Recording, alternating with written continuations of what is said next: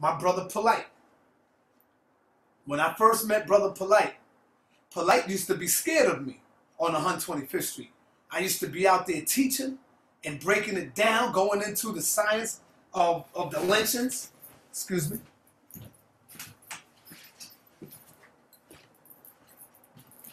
Breaking down the science. I had my little pointer, and I would point on the wall. Bah! I was teaching hard, going in hard. You know what I'm saying?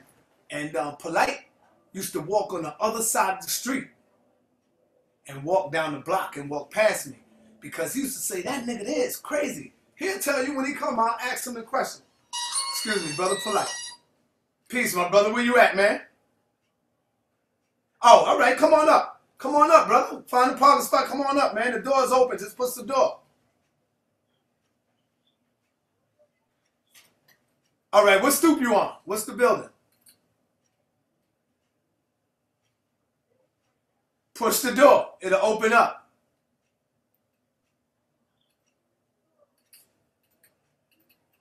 Okay, you got it? All right, brother Polight will be here in a few minutes, family. Now, where was I at, man? God damn, he just took me off path, man. All right, I was dealing with Sarah Seti or whatever. He just took me off path. Yeah, well, anyway, I love it when people come through the house of consciousness and now their career blow up. I love that. I'm not hating at all on that, brother. I'm just looking at when you say, I started this, I created this, when we know that's a damn lie. Sarnetta been on 125th Street up and down the pavement by himself when nobody was out there.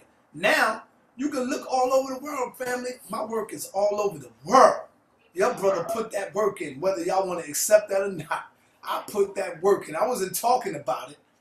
I was living it. Okay? That's for y'all to understand. I was living it. I wasn't just talking black power. I was living it. I went to jail for talking black power. I was a political prisoner. Okay? So, family, it's about time. We got our brother here, and the brother's going to kick some science. My niece made this for me right here. You know? Get him, get him, get him. Just put him up.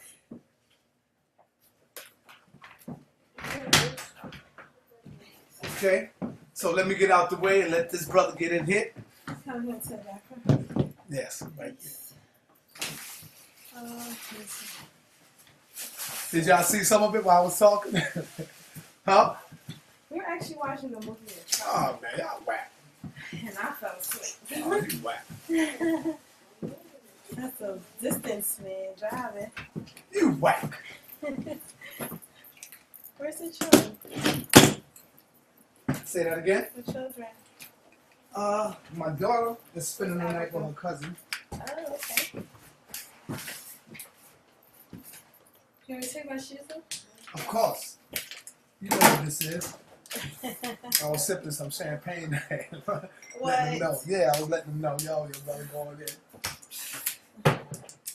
Too bad y'all can't have none. Y'all don't know what y'all missing. Look at his hair, boy. Huh? You saw another. You think he young? Yo, you know it. Look, I was sipping champagne in front of the joint. I said, I'm going to crack the bubble leaves. No, You said, look at my what? Let's get it. Huh? Let's get it. No, what you saying? Serious. I said your pants. Oh. Oh, and somebody asked that question too. They thought I had on pads. They said, what? No, because I'm sitting right there. They said, yo, Sarnetta, why you got on knee pads? Right. They thought I had on knee pads. I was like, nah, this is leather pads. Okay, family, we got the man of the hour. Brother Polight. Did any comments start yet? You can see it right there. He saw that new watch. No, they did already, because I told her before. Thank you. Shoes coming off. No problem. Forgot the new house of consciousness rule. Nah, it's always been like that. I know. Don't Right. start that. I just let you get a pass one time. One. For like the last 5 years. Nah, that's not true. Yeah. I've been passing for 5 years. Right in the building. Woo! I like that hairstyle. Thank you. Nice. Look at people I don't want people ready started. My head got big because of people. What? Because he's not the first celebrity to join New Covenant. He really isn't. What's wrong with y'all, man? I'm going to the prison with Nas like 2 weeks from now. We have Carl Jones, producer of the Boondocks, who's been here. We did joints with Paul Mooney, did joints with Dick Gregory. Got a bunch of supporters in our community. You want to share? Of course, Loaded Lux. Was shouting out New Covenant for Life at the last event. You shouldn't say things like that. We don't have to do that. No, you can use the bathroom, right? No, I'm saying this. No, get out of there. Peace to the family. No, Peace to the family that's out there. Don't start yet. They might as well wait now. Here you go, I'm in that. Just small talking right now. Just saying what's up to the beautiful family out there. I know they're beautiful. Can't see you, but I know you're beautiful. Hell no, them Negroes ain't beautiful. Them some ugly Negroes. Nah, black is beautiful. Nah, that's Brown not is true. beautiful. You're going to see when them comments start coming in and being disrespectful That's to us. people that feel ugly. That's all that is. Right, But right. Still beautiful nonetheless. Yeah, all right. You got to come in here positive, man. You know, it says a lot about somebody if the first comment they make is negative. They tell you what their job and their role is for tonight. So Do you know the topic? You know the topic, right? That's right. We're talking about post-traumatic poverty disorder. Okay. That is specifically applies to people doing the Did negative you stuff. bring your thing? Yeah, where's No, they getting themselves together. Huh? Big up, fan. Peace.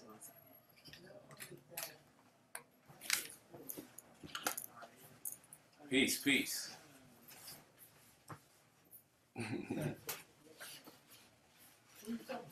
We're going to answer all those questions, the ego questions. We're going to talk about all of that. We're going to have a good time while we talk about it in the process. I got it. I know how to do it. Make sure you work the screen.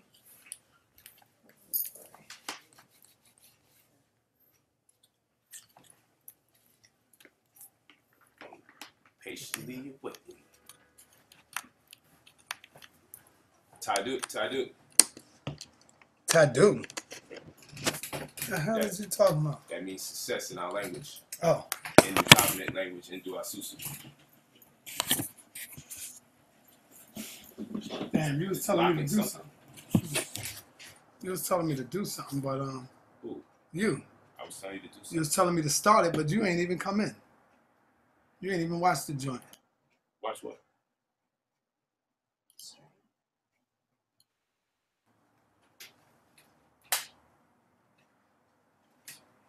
Testing 1 2 1 2. Okay. Just the mic right here, right? Yes, testing 1 2 because it came on. Testing 1 2. Who's that? Where at? What's that? Oh, King Noble in the building. God damn. King Noble in the building. Do I still? But you know what? Do I still keep in touch with Foxy But Brown? no, you know what? For so many people that hate us so much, why do they watch us all the fucking time? That's all. I'm just asking you that. People that hate us so much, why do they stay on our shit?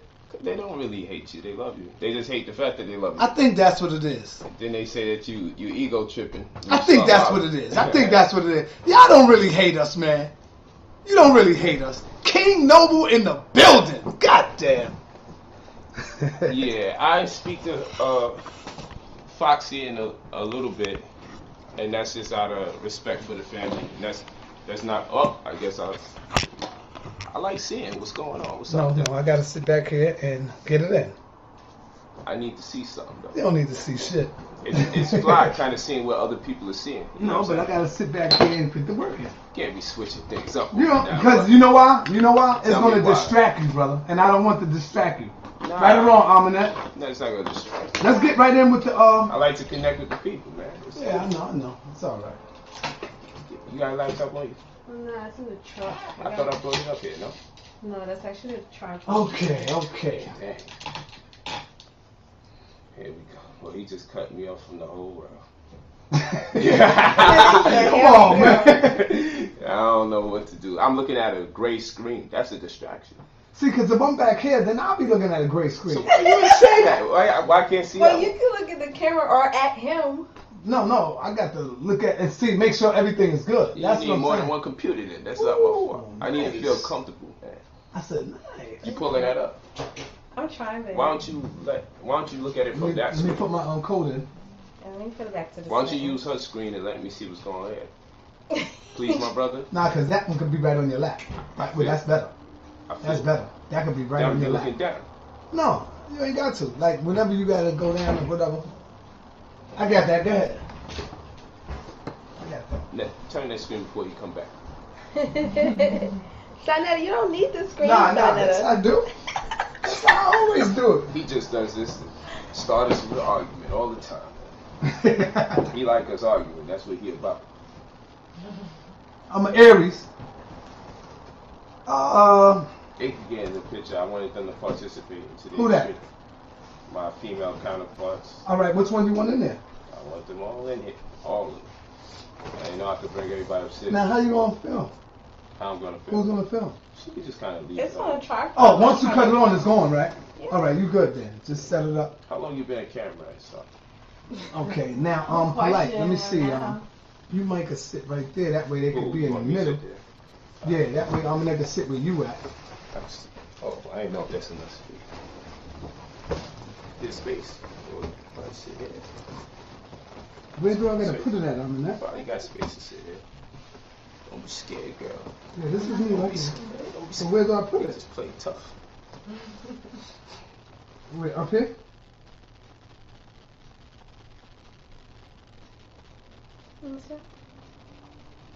Says on. We're gonna be getting started in a few minutes, family. Just hold on for 1 minute. Just be patient. Yeah, let me see that, man, because he being hard-headed. I can't see none of the things y'all writing, so sorry. Sorry, another fault. I was trying to small talk my way in. It's loading. It's picking it up. Maybe I could put it on the floor. It's not that bad, man. God damn, man. I'm sad. It's gray over here. It's gray skies with an apple symbol in the front. I don't even know if I'm being watched. Am I being watched right now? Hell yeah. I can't Oh, tell. come on, let's get it in so we can get this going. Go ahead, get it in. I'm in that.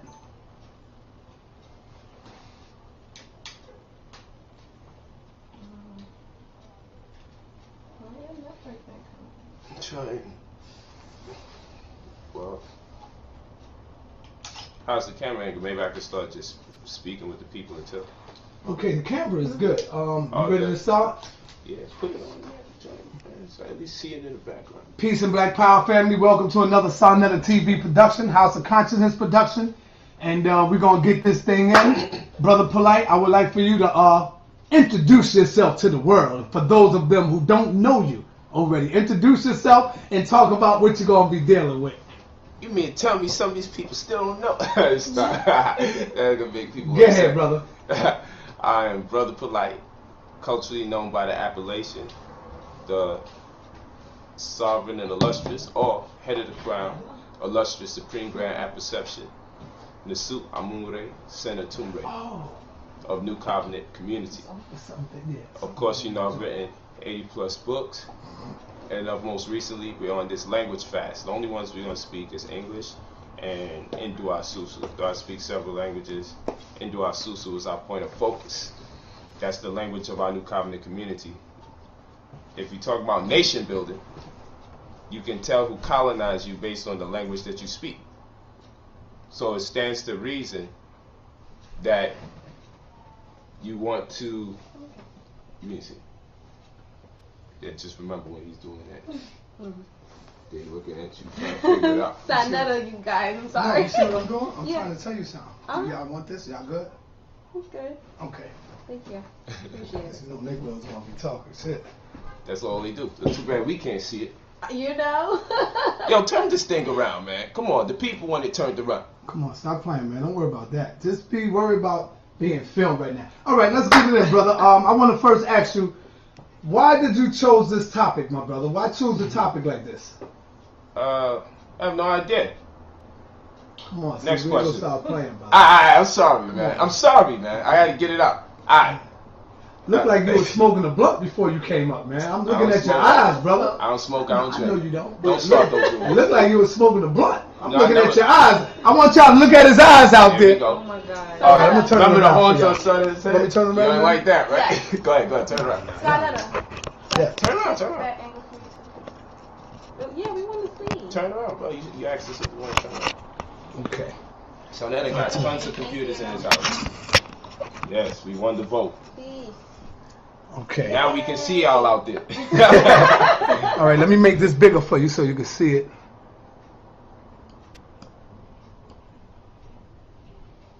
Hey, people, now we feel comfortable. Do you know how to zoom? Huh? Do you know how to zoom? With this? The webpage. No. No, press Command app. Press Command plus. Just hold Command. Apple Press Plus. press the plus sign. That's it. Oh, do it again. Oh, Good. okay. Now try to move it over at least so we can see that part. We apologize. Oh, what did you just do? Sonetta. No, it's still going live. All I gotta do is reboot the page, refresh it. What kind of boots? Oh man, what the hell you do, Polight?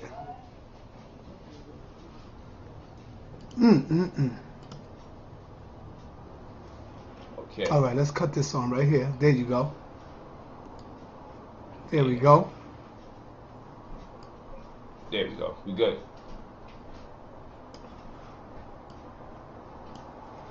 Okay, now let's really get it in. Now let's not play. The people came here. They don't want to Ready, waste ready. their goddamn Fridays. Let's get this work in. Talk to us, brother Polight. Why choose a topic like this, my brother?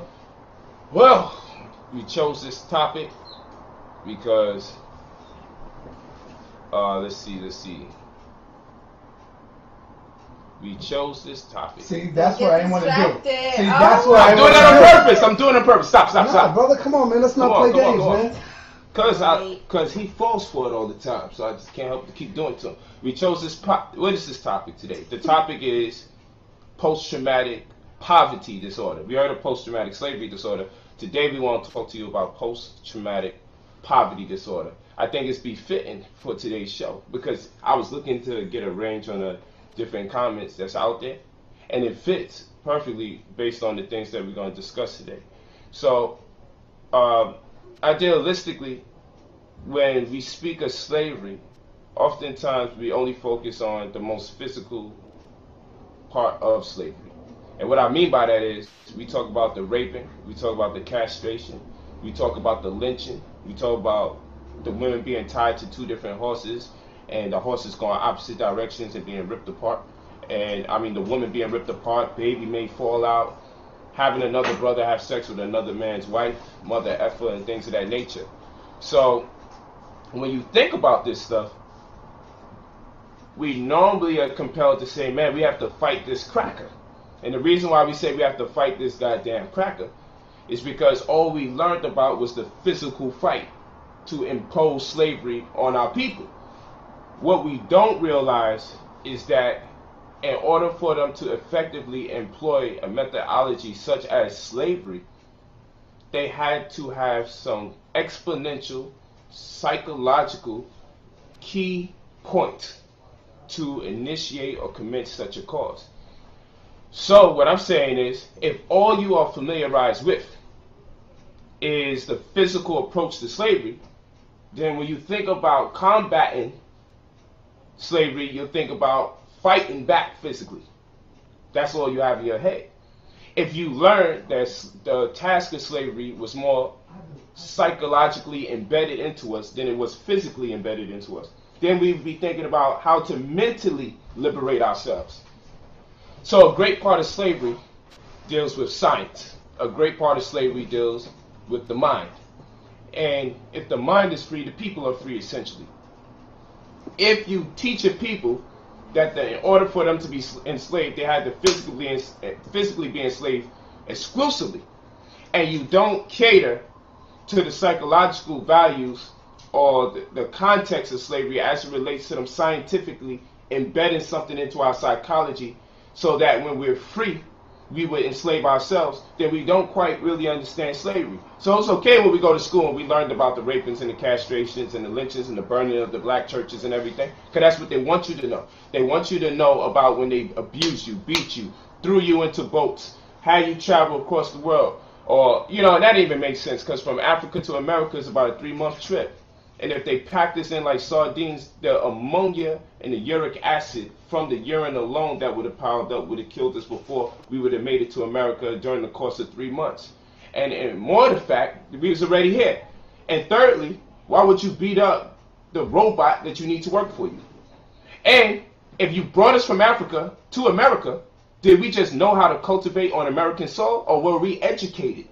So a big part of slavery, do you think they was just beating up the slaves, or they was making them work out? The slaves look muscular. Not because all black people came out muscular, because we had to work out. We working for somebody. So they're not going to beat us up, don't feed us, and then next thing you know, it's a bunch of weak people trying to cultivate and till the land. No, we had to work out. We had to be educated. So a big part of the slavery story wasn't told to us. Now, when I talk to you about post-traumatic slavery disorder, the first thing that I need people to do is understand that primarily slavery was induced upon or imposed upon our people so we can be studied for some hundreds of years. And the only reason they want to study us for some hundreds of years is so they would know how to use us post-slavery. You understand what I'm saying? We were being studied. They were learning how we respond to each other as a people. What foods we like to eat. Which foods is hard to digest. What colors are we more responsive to? Okay, if you stare at the color yellow, if you was constipated and you looked at the color yellow in the bathroom, it will help you pass through. It's true. It's just absolutely true. Spirituality corresponds with the color blue. You feel me? Blue is the fastest color in the color spectrum. When fast food chains want to allure you or entice you with eating more than is necessary, they combine the colors yellow and red. Yellow and red combined gives you the impression that you are hungry. Okay? It stimulates the appetite. All you have to do is look up this information. So a big part of marketing is to understand the slave mind. Yeah, marketing in terms of these major companies is all about understanding the slave mind, the consumer mind. You see what I'm saying? So a lot of slave-like thinkers of today don't even realize that they think they're making choices of their own free will and accord. Yet the reality is you're choosing amongst the choices that have been suspended there before you. And in turn you feel you're free, while someone has chose what options you have. So maybe you think you are Muslims, Christians, and Jews by choice. But that's because that's the only selection in the aisle that you were shopping in for spirituality. And if you lived in a different part of the world, there'd be a high probability of you being a Buddhist. There'd be a high probability of you being into Taoism. But you see, when you're in the hood, it's either going to be one of the 3 major monotheistic religions or nobody. You probably don't believe in no one after that. And even nobody is a choice that they subscribe. Nobody's a choice that they put before you so you can make subscriptions to it. So you think you're choosing, but all the while they chose from amongst the choices you would choose from. And this is what slavery is all about. So go ahead, my brother. Why poverty disorder? I want you to tie that in. Why would you connected I never heard somebody say post-traumatic poverty disorder. I heard them say post-traumatic slavery disorder. What's up with the poverty disorder? Break that down for us, brother. Oh, man. Poverty causes disorder. Let's say that. Yeah. But post-traumatic slavery, post-traumatic poverty disorder. That's what we need to focus on. Mm-hmm. I say this because, first of all, let's identify slavery or a state of involuntary servitude. Yeah. What is slavery? I'm going to give you some examples of slavery. I get a hip-hop deal. I sign a contract. They give me my advance for $1 million. I say, I just got signed to Def Jam for $1 million. All the while, what most rappers don't know when they first come into the community is that $1 million that they get to rap is a credit line. So when a rapper gets signed and they get $1 million advance, they be like, yo, I got my advance, so I'm wearing your advance on my neck. When they get $1 million in advance, that advance is a credit line. And what happens is, now they start shopping for the lifestyle that they're trying to portray that they live. And to front like I've been having all of this the whole while. So what happens is, they'll buy them a house. Their credit will probably be bad. So I give you $1 million, you just got signed. You ain't even understanding that this is a line of credit that you have to pay back, providing your album sells and meets the criteria of the company. So after the $1 million, then you're good. But until then, it's called recouping. You have to try to make back all the money that they gave you in advance. What the average rapper is going to do, and this is about slavery.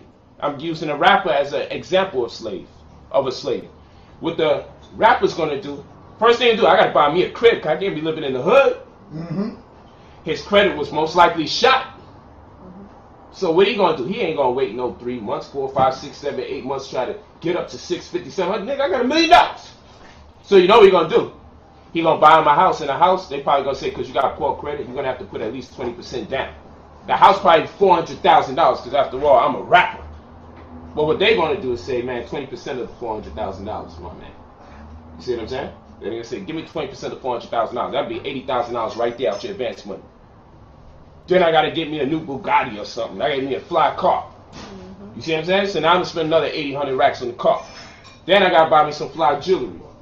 Okay, then I got an entourage of over 100 people that got to travel me whenever I go to talk. Yeah. Then the music video to compete with all the other popular rappers, I got to make my first video say I am making it. Mm-hmm. So the video itself going to cost 200 grand or more. You got to get your beat and everything. The record label, first of all, when your album sells, you don't make the money off the album. You're making the money off of really touring and working hard, busting a sweat. Rapping is a job. Because when the album sells, let's say your album only does $500,000, after which time the label immediately gets paid. This section or this part is called recouping. Most rappers that get signed have to recoup.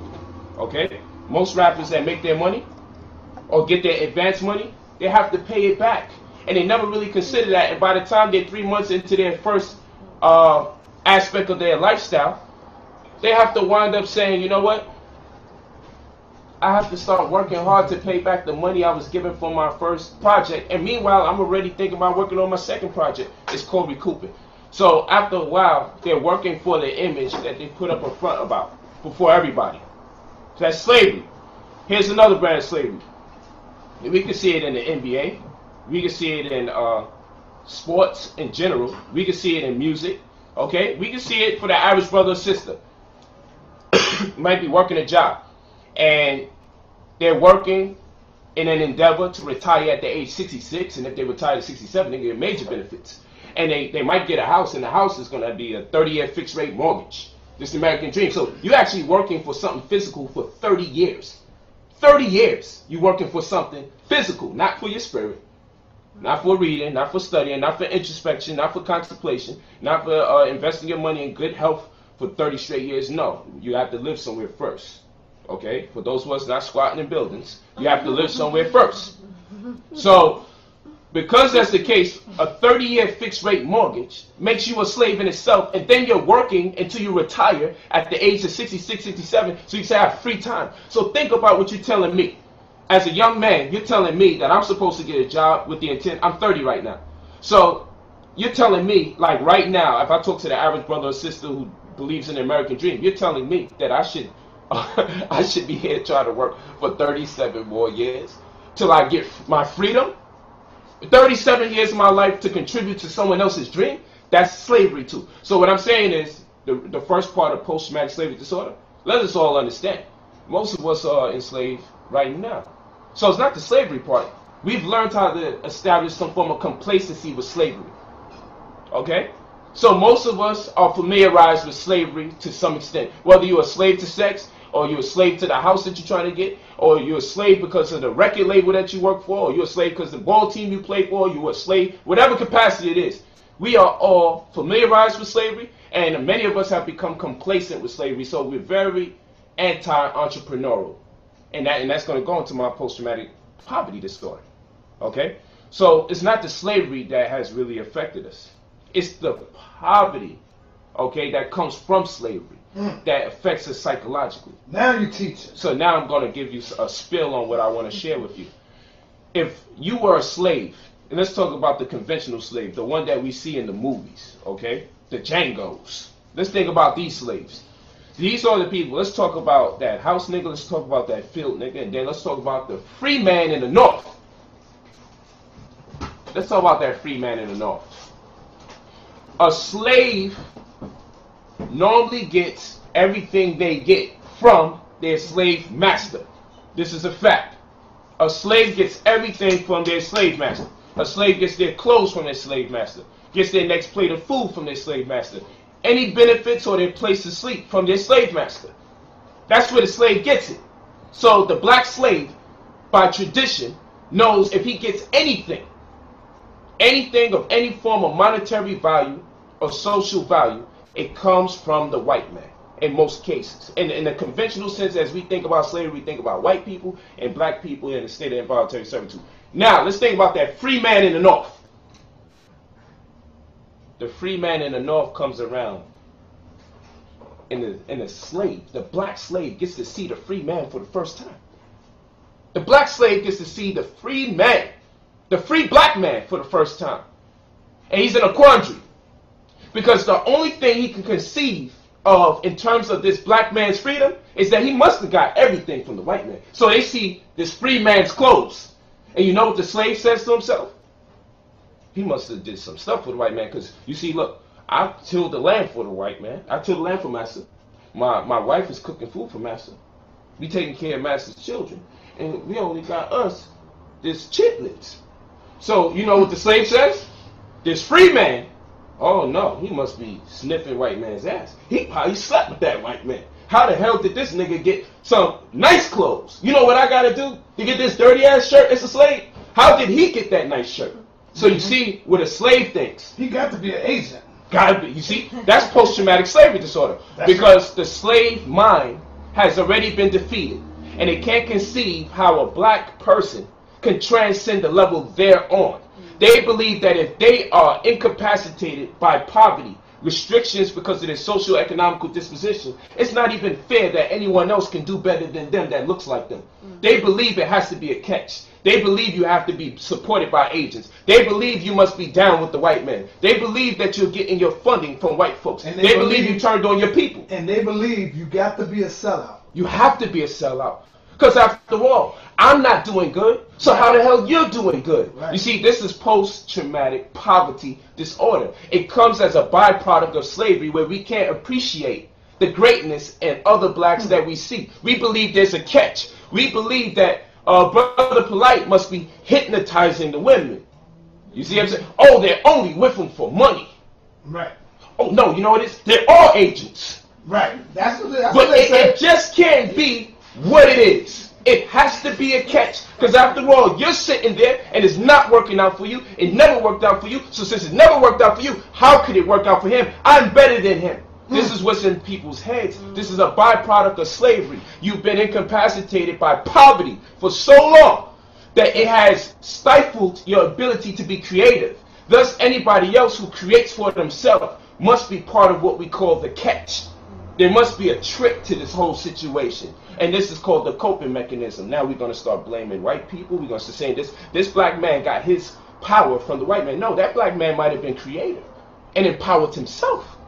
That black woman might have been creative and empowered herself. But you need to look for a catch because it makes you comfortable with why you're not elevating. You need a reason for why you're not elevating. You have to come home and you have to tell people, turn your TVs off, turn your YouTube off, don't watch the nigga Polight. That's a catch, because if your wife sees you, your wife will start expecting more from you too. And you can't have your wife expecting more from you, so you have to tell your wife, you see, the only reason he getting that because he a motherfucking agent. See, we poor here because we God's children. We believe in your house child. We pray to God. You know what I'm saying? That's why we got what we got, nothing. But you see that nigga right there, that's because he loved the white man's system and he wanted to stay alive and he don't want it to fall. Why got to be all of that? Why can't it be I found my way? You expect everybody to be poor because they black? Nope. Now what I'm telling you is this. People say you have no right to be happy. Or what they call it is you should humble yourself. This part of post-slavery, post-traumatic slavery disorder. Because you know why? Slaves were taught not to boast. And in fact, they didn't even have nothing. And not to have the confidence of themselves. They wasn't told to have confidence. They was told not to even speak. And if you had a question, you thought master was doing something wrong. You gotta look down. You gotta look down. Keep your head down. Keep your head down. And don't you start getting smart. And the average brother and sister here, you know if you work a 9 to 5, chances are you can run that whole company. Chances are the person that owns the company doesn't even know how it runs like you know how it runs. That's right. But if you tell somebody something, you critique them, they won't fire you. Yep. It's like you showing them up. Slavery still exists today. So what I'm saying is, with post-traumatic poverty disorder, the people suffering from this complex, it's from slavery. Slaves were never given the right to express themselves, honestly. What I mean by that is, there was always rules and regulations, restrictions on how we should talk, how we should see ourselves, how I should deal with you, when I can deal with you. You know, not allowing, telling you when to wear, what you wear, and how to wear it. When people see freedom, they get angry. They say, why is she wearing stockings? They're conscious.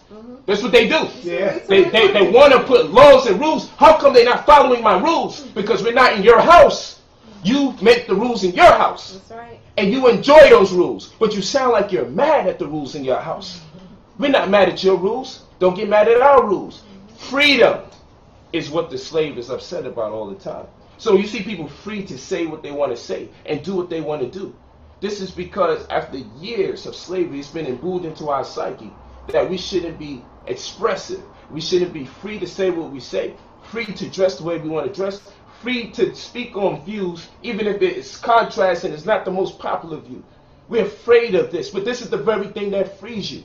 Once you get out of that mechanism where you got to swim with the school of fish the same direction. Some of us have this God gene, and poverty actually has a gene in it. Okay, I put it in my book that I'm releasing April 27th at the UFO conference. What's the name of it? We're gonna reveal. Okay. We're gonna reveal it. It's powerful. I'm doing a whole presentation on this gene, but there's actually a poverty gene. Okay, and it's also a leadership gene. Wow, that's powerful. You see what I'm saying? So leaders are not merely taught. They are born, or upon stimulus, they respond to the gene. Okay? Upon stimulus. So, when we talk about post-traumatic poverty disorder, what the person does that's suffering from it, sees a confident female. Like, let's say Aminette say this. Aminette might say, man, I know I look good. She may not even be saying it to offend nobody. She might say, I look pretty today. And you know what somebody say? Ew, she thinks she all of that. Oh, look, you stuck up. Why can't she be enough conviction for herself? No, you should wait till someone say it. What if the people around you won't say it? Should I just say it in my head, only to myself? Now, I'm not saying every time you walk past a car, look in the reflection and check yourself. I'm not talking about those type of people. I'm just saying sometimes you might feel pretty. Sometimes you may say, man, I look good today. Whose business is it for them to take that from you? What if nobody else has it in them to appreciate you and your splendor? Sorry, you've been doing what you're doing for years. What if you waited for people to tell you that you're doing a damn good job? You wouldn't have been this far. You had to believe yourself, whatever it is you're doing, it's going to be fly, it's going to work irregardless of what people try to knock you. Because I'm going to tell you, the people that support you don't type as much. The people that don't support you, they type a whole lot, and they want to give everybody the impression that everybody feels like them, so they might even capitalize all the letters and make 3, 4, 5 paragraphs. And then when they see something positive, they're going to make sure they put something negative right after it. But the people that feel you, they just go and buy the DVD online, and that's how they show their support. You may never know them a day in your life. You don't know who it is that's supporting you, but they support you. So what I'm saying is, part of post-traumatic poverty disorder is to tell people they have to humble out. You have the right. Let me explain something to you. Because my life is a form of slavery that I come out of. I come from a situation where at age 8, my father left us. At age 8. Okay, he suffered from alcoholism, couldn't take the pressure, and he left. I didn't meet my mother until I turned 17, and she died the week that I met her from cancer and diabetes. She died 7 days I had with my mom's when I met her, and she died the week I met her. My grandmother passed, she was pretty much my mother. I was homeless at the age of 13, still trying to go to school. Going to school, trying to keep up. Everybody's focused on Valentine's Day, who got the hottest kicks, especially on Easter. We bought our sneakers, we tried to go hard. If you ain't have it, they ridiculed you, they mocked you. I know I was supposed to go to school for education, it's just hard to tell. Because when you're in a lower income community, everybody's so insecure about what they don't have that they wear their ego and their pride outside of themselves. Okay?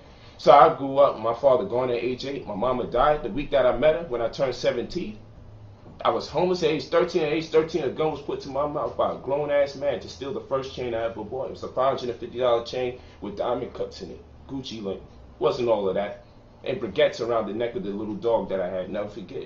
Dude was at least 35, 40 years old. Rock and roll in the hood. Chipped my tooth. Shoved the gun in my mouth. And the crazy shit about it, that chain is all I had that represented I had something. So I wasn't even giving it up. He had to get to the point where he shoved the gun in my mouth and ripped the chain. Ran. This is me at 13.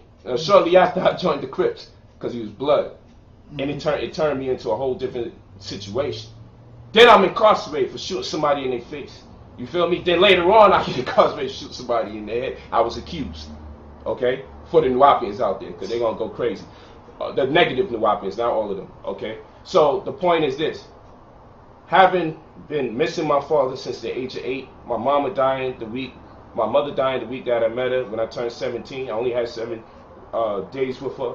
Having been homeless at the age of 13, robbed at gunpoint, gun in my mouth when I'm 13, joined the Lokes, became Crip Superior, and the worst place damn near in the world, if you go and type in the top 10 worst places in the world, you'll see where I grew up in Brownsville. It's number 5 on the list. In the world, the number 5 worst place to ever be in the planet Earth, they have is Brownsville.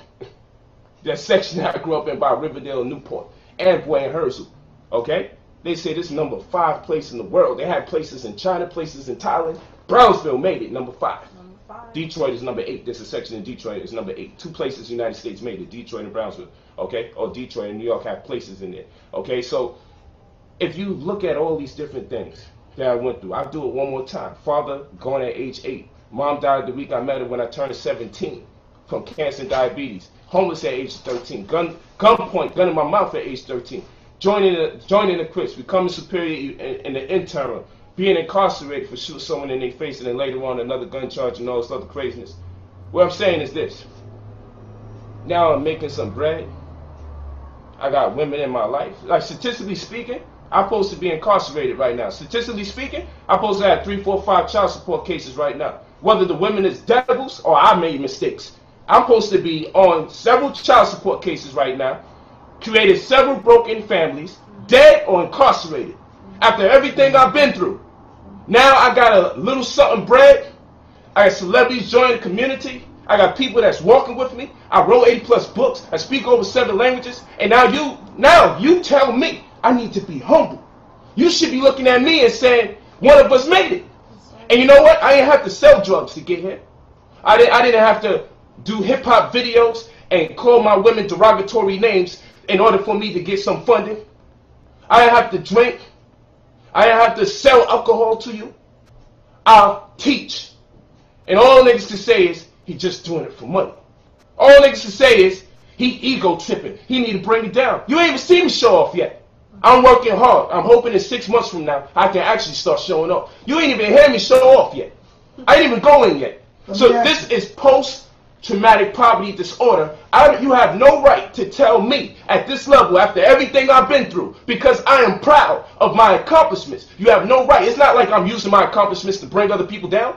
I'm using my accomplishments in order that real brothers and sisters can say, I come from just as hard times as this brother, and if he can make it, so can I. And if he can turn around and he can deal with real estate, and he can write several books, and he can learn several languages, and he can teach all over the world, especially nationwide as it relates to the United States of America. If he can do this, having dropped out of school at 10th grade, being a Crip Superior, being shot, stabbed, and sliced, neither having his father at age 8, neither having seen his mother's whole life until age 17, she died the week that she met her, having been incarcerated for shooting somebody in their face, and this is what I'm doing, lectures on real estate and writing 80+ books, and you telling me I'm supposed to calm down?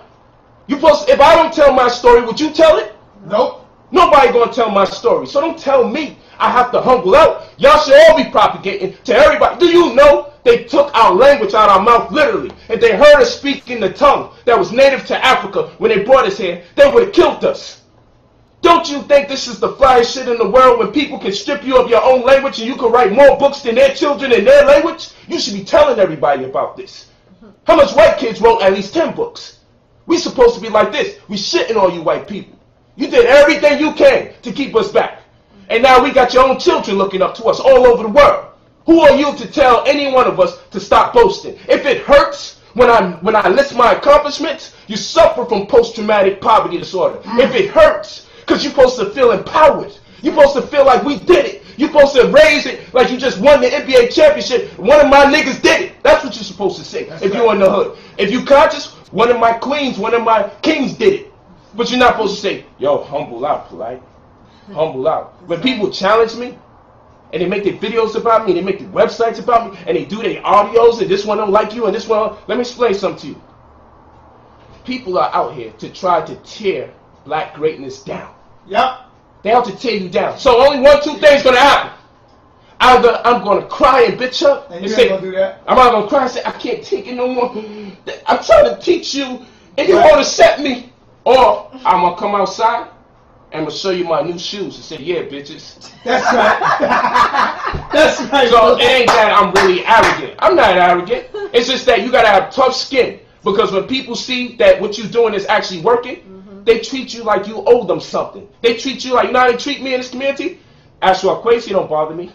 I'm going to show you all the love. Phil Valentine doing something with me April 27th. Dr. Double Blade doing something with me April 27th. Dr. Sabi, when I fell back from lecturing with the Nuwapians, because they was making me feel insecure about me writing books. It was good when I wrote my first book. It was good when I wrote my second and third book. But when I started writing like book 6 and 7, some Nuwapians was like, yo, what you trying to do? You trying to be Dr. York? I see what you're doing. So at that point, I became reluctant to teach. I fell back, even though Dr. York inspired me to teach. So I fell back for a while. Dr. Sabi cured me of diabetes. I was asked to speak. And he said, yo, I never heard someone articulate like that I healed in my life. Okay? He said, I never heard somebody in my life articulate like that I healed. He said, what you do? I said, yo, I be cooking food. Because I had a restaurant. Blue pill, no. Red pill, no. A.A. Rashid, no. They used to come to my restaurant in Brooklyn. I was just cooking food. Like, yo, and teaching health classes in the store. Dr. Sabi said, man, you got no business cutting no fucking okra. You're the most articulate person I ever healed. You should be teaching. And after that, I did class with Dr. Sabi. My first official lecture in the conscious community was with Dr. Sabi. My first 3 classes was actually with Dr. Sabi. Okay? So, I'm coming right now. Dr. Sabi is the reason why I got back on my grind teaching. He told me I should be teaching. But Dr. Sabi is giving me support. Professor Kava critique and give me support. Okay, Dr. Ben came out to my 3rd year anniversary for teaching. He gave me support. Crazy support. He came out. It was an honor to have somebody like Dr. Ben. Came out for my 3rd year anniversary in CPAC, Cultural Performance Center, 48 East Farragut. Okay, in New York, Brooklyn. So, you got Dr. Ben. You got Dr. Sabi. You got Accusations. Dr. Africa showed me mad love and we did joints together. Who else? Ma'a from Fig Tree. Queen of Four joined us. Of course, Nick Yama joined us. So I'm saying this. And like I said, Phil Valentine and Dr. Delbert Blair, all these other people, you mentioned them, I did something with them. But who are the people that I had beef with in the community? They're all younger than those guys. They're older than me and they're younger than those guys. Those guys don't bother me. Wesley Muhammad, who I spoke with too like a couple weeks ago, critiques me and shows love. But what I'm saying is, really the people that's really not doing nothing that's critiquing you, brother. I don't mind critique, but I'm saying it's really those that's not about nothing, that's not doing. Of course, nothing. I understand that, and that's the post-traumatic slavery disorder because they get to get their ball rolling, but they treat you like you don't have the right because you're young and you're new. It's like this thing I've been told by several of the people who antagonize me, and then when I say one little comment, Polight, your ego out of control, son. I'm like, hold on, y'all been making videos about me the whole time. You see, it's so powerful if I just make one comment. It'd be like, yo, look at him, he out of it. You acting like a teacher, Dr. York. He had the same problem. He was ego tripping too. Now, you know what it is? So many people spend their time trying to tear you down. Video after video, disrespecting your family, getting after you. Look, with the Hebrew Israelites, how much videos on my channel? I got 2 channels. One of them is over 1.5 million views. It's mostly videos exclusively predicated upon watching me teach. How much videos I got in Hebrew Israelites on my channel? 1. If you went to ISUPK channel, you see over 10 videos there on me. If you go to GMS, and then you see over 15. But you got to pick which GMS group. So what I'm saying is, I got 1 video, and that was to promote the debate. But you see, when I say one thing, you know what people say? Oh, he's still hurting about them Israel. But what about the 15 videos versus my 1 that was only used for promotion? That's right. What about the 10 videos only used for 1 for my promotion? And then when I say shit like this, when you was talking about God, you only had 300-400 hits. When you start talking about Polight, you seen the power of God, because now you got 20,000. Now, when I say this, no, Polight, you really using their hits. No, let's be for real. You could go to my channel, you could go to their channel. Whenever they talk about your house shot, there was that 400 or 500 hits. This still you can see. When you talked about Polight, it picked up by the thousands. And now, I only said that because they've been antagonizing me over and over. But when I said that, that became international crime. Everybody said, yo, he's obviously hurt, and look why he always got to talk. No, because you need to know. These people are constantly calling in. When I do these streams, normally someone calls in. Yep. You're scared. Scared. We're waiting for a call. And this is more than one person who's done this. I won't mention their names. But if you've been watching these streams, you know, traditionally, when I do this, somebody calls in. You're scared to debate me. You're scared. So what I'm saying is, you got to have tough skin. These people are out here to tear you down. I'm sorry. Some of you may meet me for the first time and say, damn, this nigga ego crazy. No, what you don't know is this. People are constantly trying to bring me down. And I cannot come out here, a soft man, praying and asking people, Mr. Noble, can you stop talking about me, please? Can you stop making up shows about me? But you know what it is? It comes with the territory. Because imagine me making shows about these guys. My wives would leave me. They would say he ain't as fly as I thought he is. He's doing so. No, when I do my event, these guys got to do the post-debate interview. When they do their events, do you ever see Polight do a post-debate interview about them? No. Because it wouldn't make sense. I'm onto what they're onto. They're saying, I see guys, their last post-debate interviews that came out, those were from new channels creators. So they said, in order to get this new channel popping, I'm going to take this event that Polight was in, and I'm going to say, Polight lost, controversy, boom. So now what I'm going to do is this now. I'm onto something. I said, yo, if these guys is using my name to get hits, I'm like, why don't I use my name to get hits? I'm not thinking, why don't I use their name? I'm thinking, why don't I use mine? People say, Polight, you're ego tripping. Look at his wives laughing at what he said. But it's true. And this is how I hurt them. So this is not for you. So if you're upset about what I'm saying, don't be. That's post-traumatic poverty disorder. This is for those guys because they know secretly in their heart, no matter how much they tell people he full of shit, they know in their heart they're hurting because they know Polight would never do a video about them. I would never challenge them to a duel. I would never call them during the stream with rocks and gloves and say, ha, I challenge you to a duel. I would never do this. I would never do it. I would never call in on their stream. I never even really know when their streams exist unless Sonetta texts me.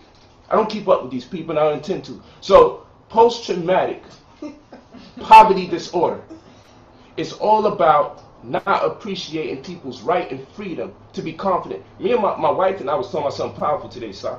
We went into it deep.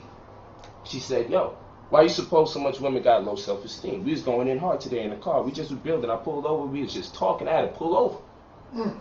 And we started building and she said, you know what? She came up with something. She said, I believe most women only find their pride through sex.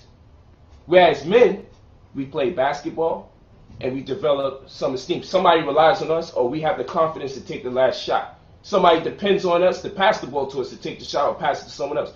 So you got sports. You debate. Y'all get in ciphers and build about doctrine, knowledge. A lot of what y'all do to get confidence is not really predicated upon sex. Though we can also use sex, hey, my dick is big, but you ain't going to have a bunch of men like really pulling out their phalluses. Like, yo, that's not going to really happen. But with women, it's like whose ass is fat, you can clearly look at. And breast big. So she said, you know what I find? Women don't play like sports that much. So they're not competing and finding their character within the sport. They're not debating like that. You know what I'm saying? They're not saying, I know something, and I'm going to stand in front of everybody, and I'm going to teach all you people something that you don't know. That takes a certain level of ego, and even a little bit of arrogance in a way. So she said, you know what, I find that women find a lot of their pride through sex, and they need to do other things, like men do.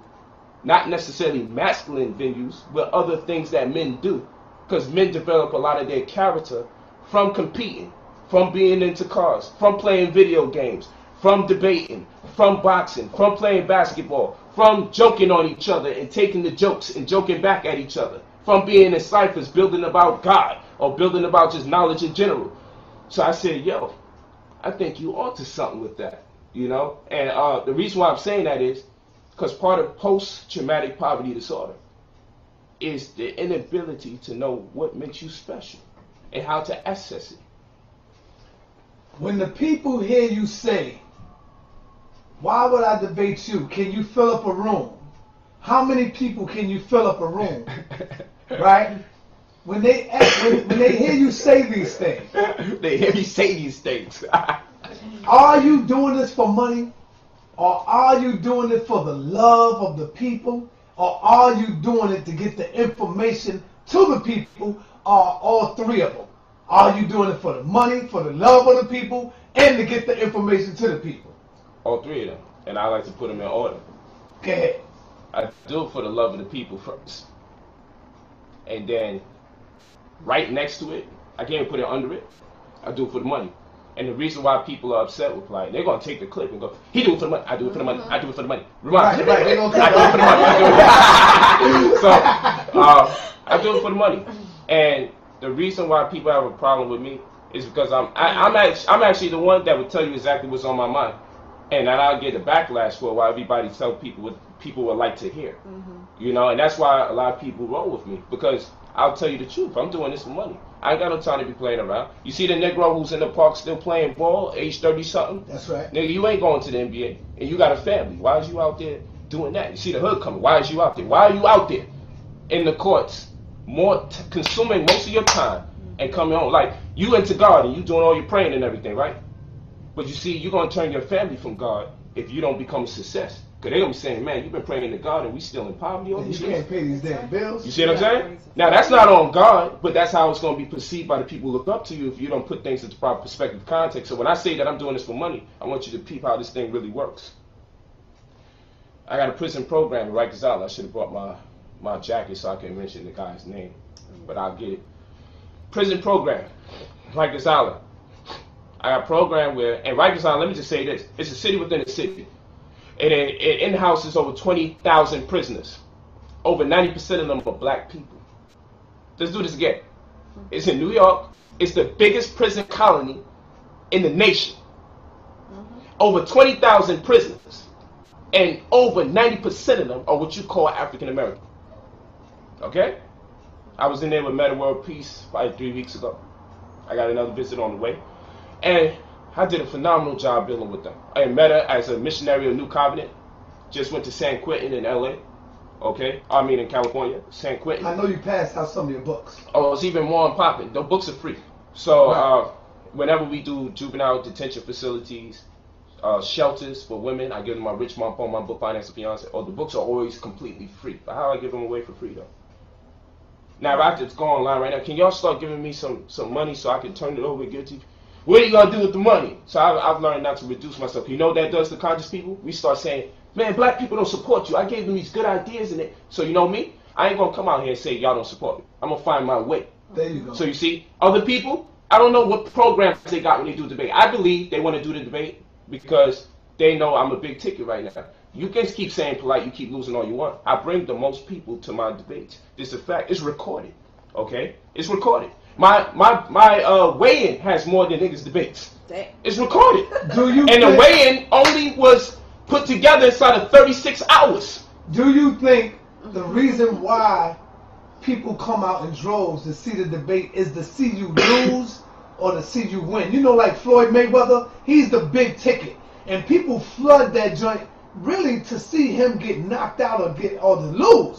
Do you think a lot of people come to your debates to see you get knocked out? I think it's alluring.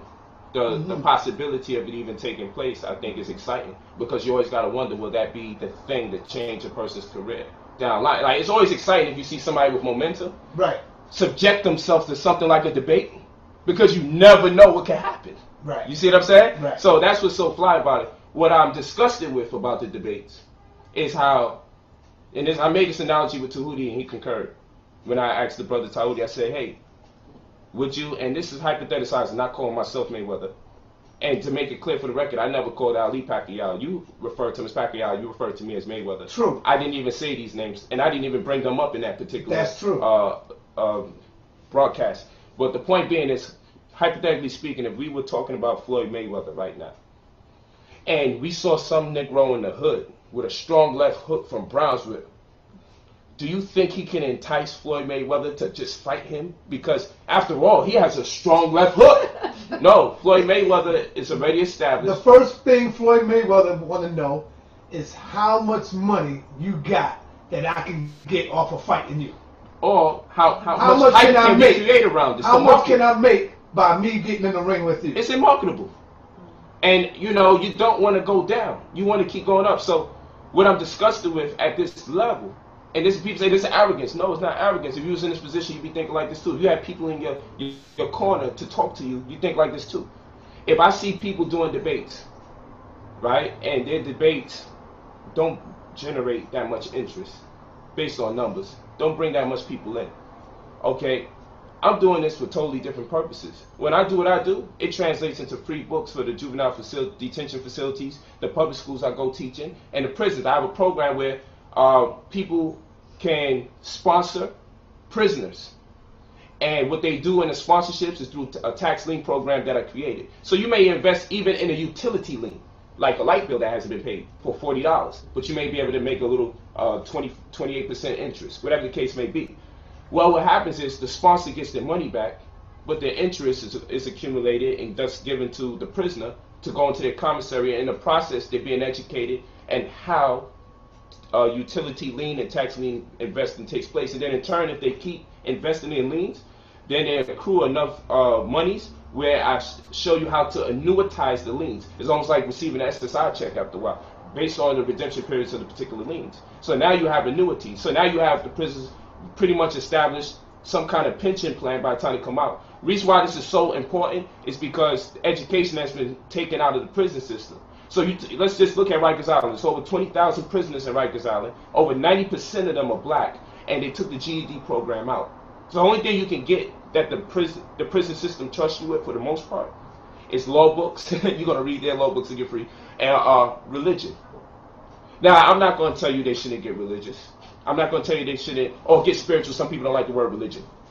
I'm not going to tell you that they shouldn't read a Bible, Quran, or Torah. I'm just saying, when you only leave that amongst prisoners, who most of them is in there because of some dysfunction of finance that has taken place within their life. Most of them are in there because they have children they couldn't afford and they just couldn't see themselves eating out of garbage can, or their children eating out of garbage can, or their children going in the shelter. So they end there because they didn't have the options of how to generate revenue in a more lucrative and legal sense. So when people are like, yo, I do this for sport, it's almost like I'm doing this shit in vain. But I like the sport. I do this for sport too. But I got a bigger cause I'm doing this for, because I ain't asking for donations right about now. I work and I create a situation around something that I care about.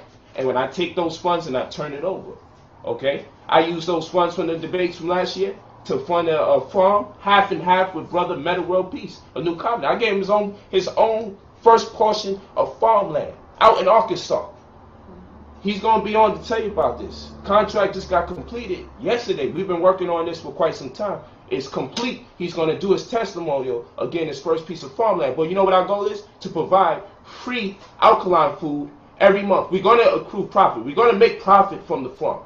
We're looking to open up a franchise of stores called Avalana Alkaline New Covenant Cabaret, or Cabaret of New Covenant. This is a place where entertainment can take place, lectures, open word, spoken word, open mic, and also food can be served in a cabaret. Now, what you got to understand is this. I said, yo, we need to have a farm because we're going to be making food. We need a primary source, and then we can create jobs where import and export can take place, and we can buy the farm food primarily because we own the farm. Now, not only this, when free food is given out in the hood, it's generally canned food and low on nutrition food. When it is given out for free by the churches and everybody, it's not really the highest quality food. In fact, it's very low in quality, if there's any quality at all. So I said this would be fly if we can have a farm and we can take the time out based on our profits rendered month to month. If we can give away free alkaline produce food month to month on a strength, how in the hell I'm going to pull this off? We got a lot of famous and wealthy blacks.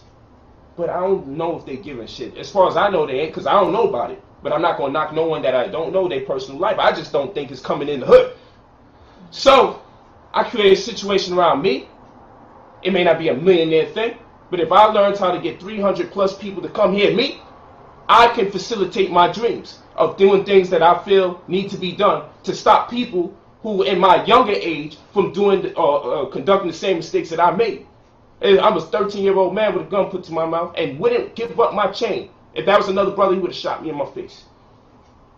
I know what it is in my face. So, point being, this is my life. This is what I want to do with my life. I want to create a situation where when I do a debate, 20 vendors are there. And these 20 vendors are going to pay $40 or more. They're going to pay $40 and $50 probably for the table. But guess what's going to happen? They're going to make 200. Some going to make 500. Some even make 1,000. They create their products, most of these vendors. And I'm going to be the one responsible because of my name for helping create a situation for those other people to eat. Now, everybody else, ISUPK and them, oh, we could have did this for free. Really, nigga? Really? You was in there for free? Really, we didn't have terms of contract and what you was going to get paid? And I was able to give them more than anybody was ever able to be paid. Probably, they got paid more than anyone ever for a debate. And you know why? Because I'm a big ticket. So we was able to even pay them brothers more to contribute to their community. At the end of the day, it's still a contribution to their community because I'm also promoting Brother Sinetta. It's still a contribution to the Hebrew Israelite community. So while you think we hate each other, at the end of the day, we still do it. We chopping it up. And I'm feeding their community. They can talk over whatever they want to talk. Because of something I participated in, they were able to get money to go back into their community. And I know they made more than they make on the streets when they have that plastic bucket out there with the dollars in it.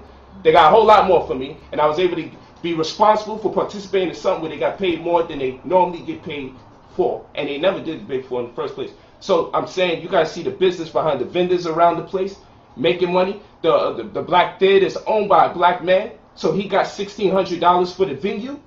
Hebrew Israelites got paid. They're a black community, whether I agree with their ideology or not, that they got bread. The vendors over there who are entrepreneurs who most likely don't work no jobs, who create their own products, they get a big payday because it's a higher probability they're making money in the debate scene than they would outside on the streets. Because most people coming into the debate are already pro-black or conscious, so they understand what's going on. So the black spending power, group economics taking place. But you're going to turn around and just only see me making money. That's post-traumatic poverty disorder. Okay, that's post-traumatic poverty disorder. If all you can see is me benefiting at the end of that whole cipher, then there's something wrong with you and you're upset for the wrong reasons. And that's because you, like the slave, can't understand how we could do this and stay alive. But you know what it probably is? They probably tried and it didn't work. Because the people that's asking me to debate, and I won't say your name, but you guys, there's a group of you whose classes is less than 10 people. Some of you sometimes have 2. Sometimes you have 7. You see, I won't say your name because y'all get out of control and y'all start making websites and YouTubes and Facebooks about me. So I won't say your name. But y'all the same guy saying Polight scared. You damn right I'm fucking scared. Well, you know, if I divide 300 plus 7, but dude, you know, then I didn't need you in the first place. I could do my own lectures and do over 200 people. So what I need you to be present for, and I do that in several different states. And furthermore, I'm not the prophet without honor in my house. I'm from New York, and I get busy in New York. That's right. And I get more people than the people that they got in their own town. Mm-hmm. How you going to be from Chicago or from Philly? How you can be from Chicago or from Philly or from Cali, and you can't even bring people in your town, but you keep coming to New York and trying to make it look like you're doing some work, but nobody in your city know you, and you telling me I'm scared if I don't debate you? Like, come on. The person you need to think about that wants all the money is the people asking me to do the debates. Right now, my goal is to keep the prison sponsorships going. Mm-hmm. If you want to sponsor a prisoner, we send you the prisoner's name, how to mail that prisoner, and you can put up your $30 or $40 for utility lien, or $150. You get the money back when the interest is earned, and the interest goes to the prisoner, and the money's in the form of the principal goes back to you. If you want to, you go to youngphenom45 at gmail.com. Young, Y-O-U-N-G, Phenom, P-H-E-N-O-M, 45 at gmail.com. Because you know what? When they take the education out the prison system, it's a setup to put us right back in there when we get free. Y'all know that. Mm-hmm. I mean, GED ain't all of that. But at least it's keeping the wheels spinning. If all our people going to have is religion, then you got to start questioning. How come they're so comfortable with only leaving the religious books there? I'm not saying something wrong with those books. I'm just saying, how come you take the education out and you leave the religion? You see, these are questions I have. But don't think that I hate you because I ask these questions. It's my right. Just thinking. It's a thought. It's a thought. Okay? So, you just signed up and you're interested in purchasing status correction today as well. Just email me. youngphenom45@gmail.com, because we're going to kind of divulge into this info. Let me ask you this question, brother. Getting back to post-traumatic poverty disorder. That's right.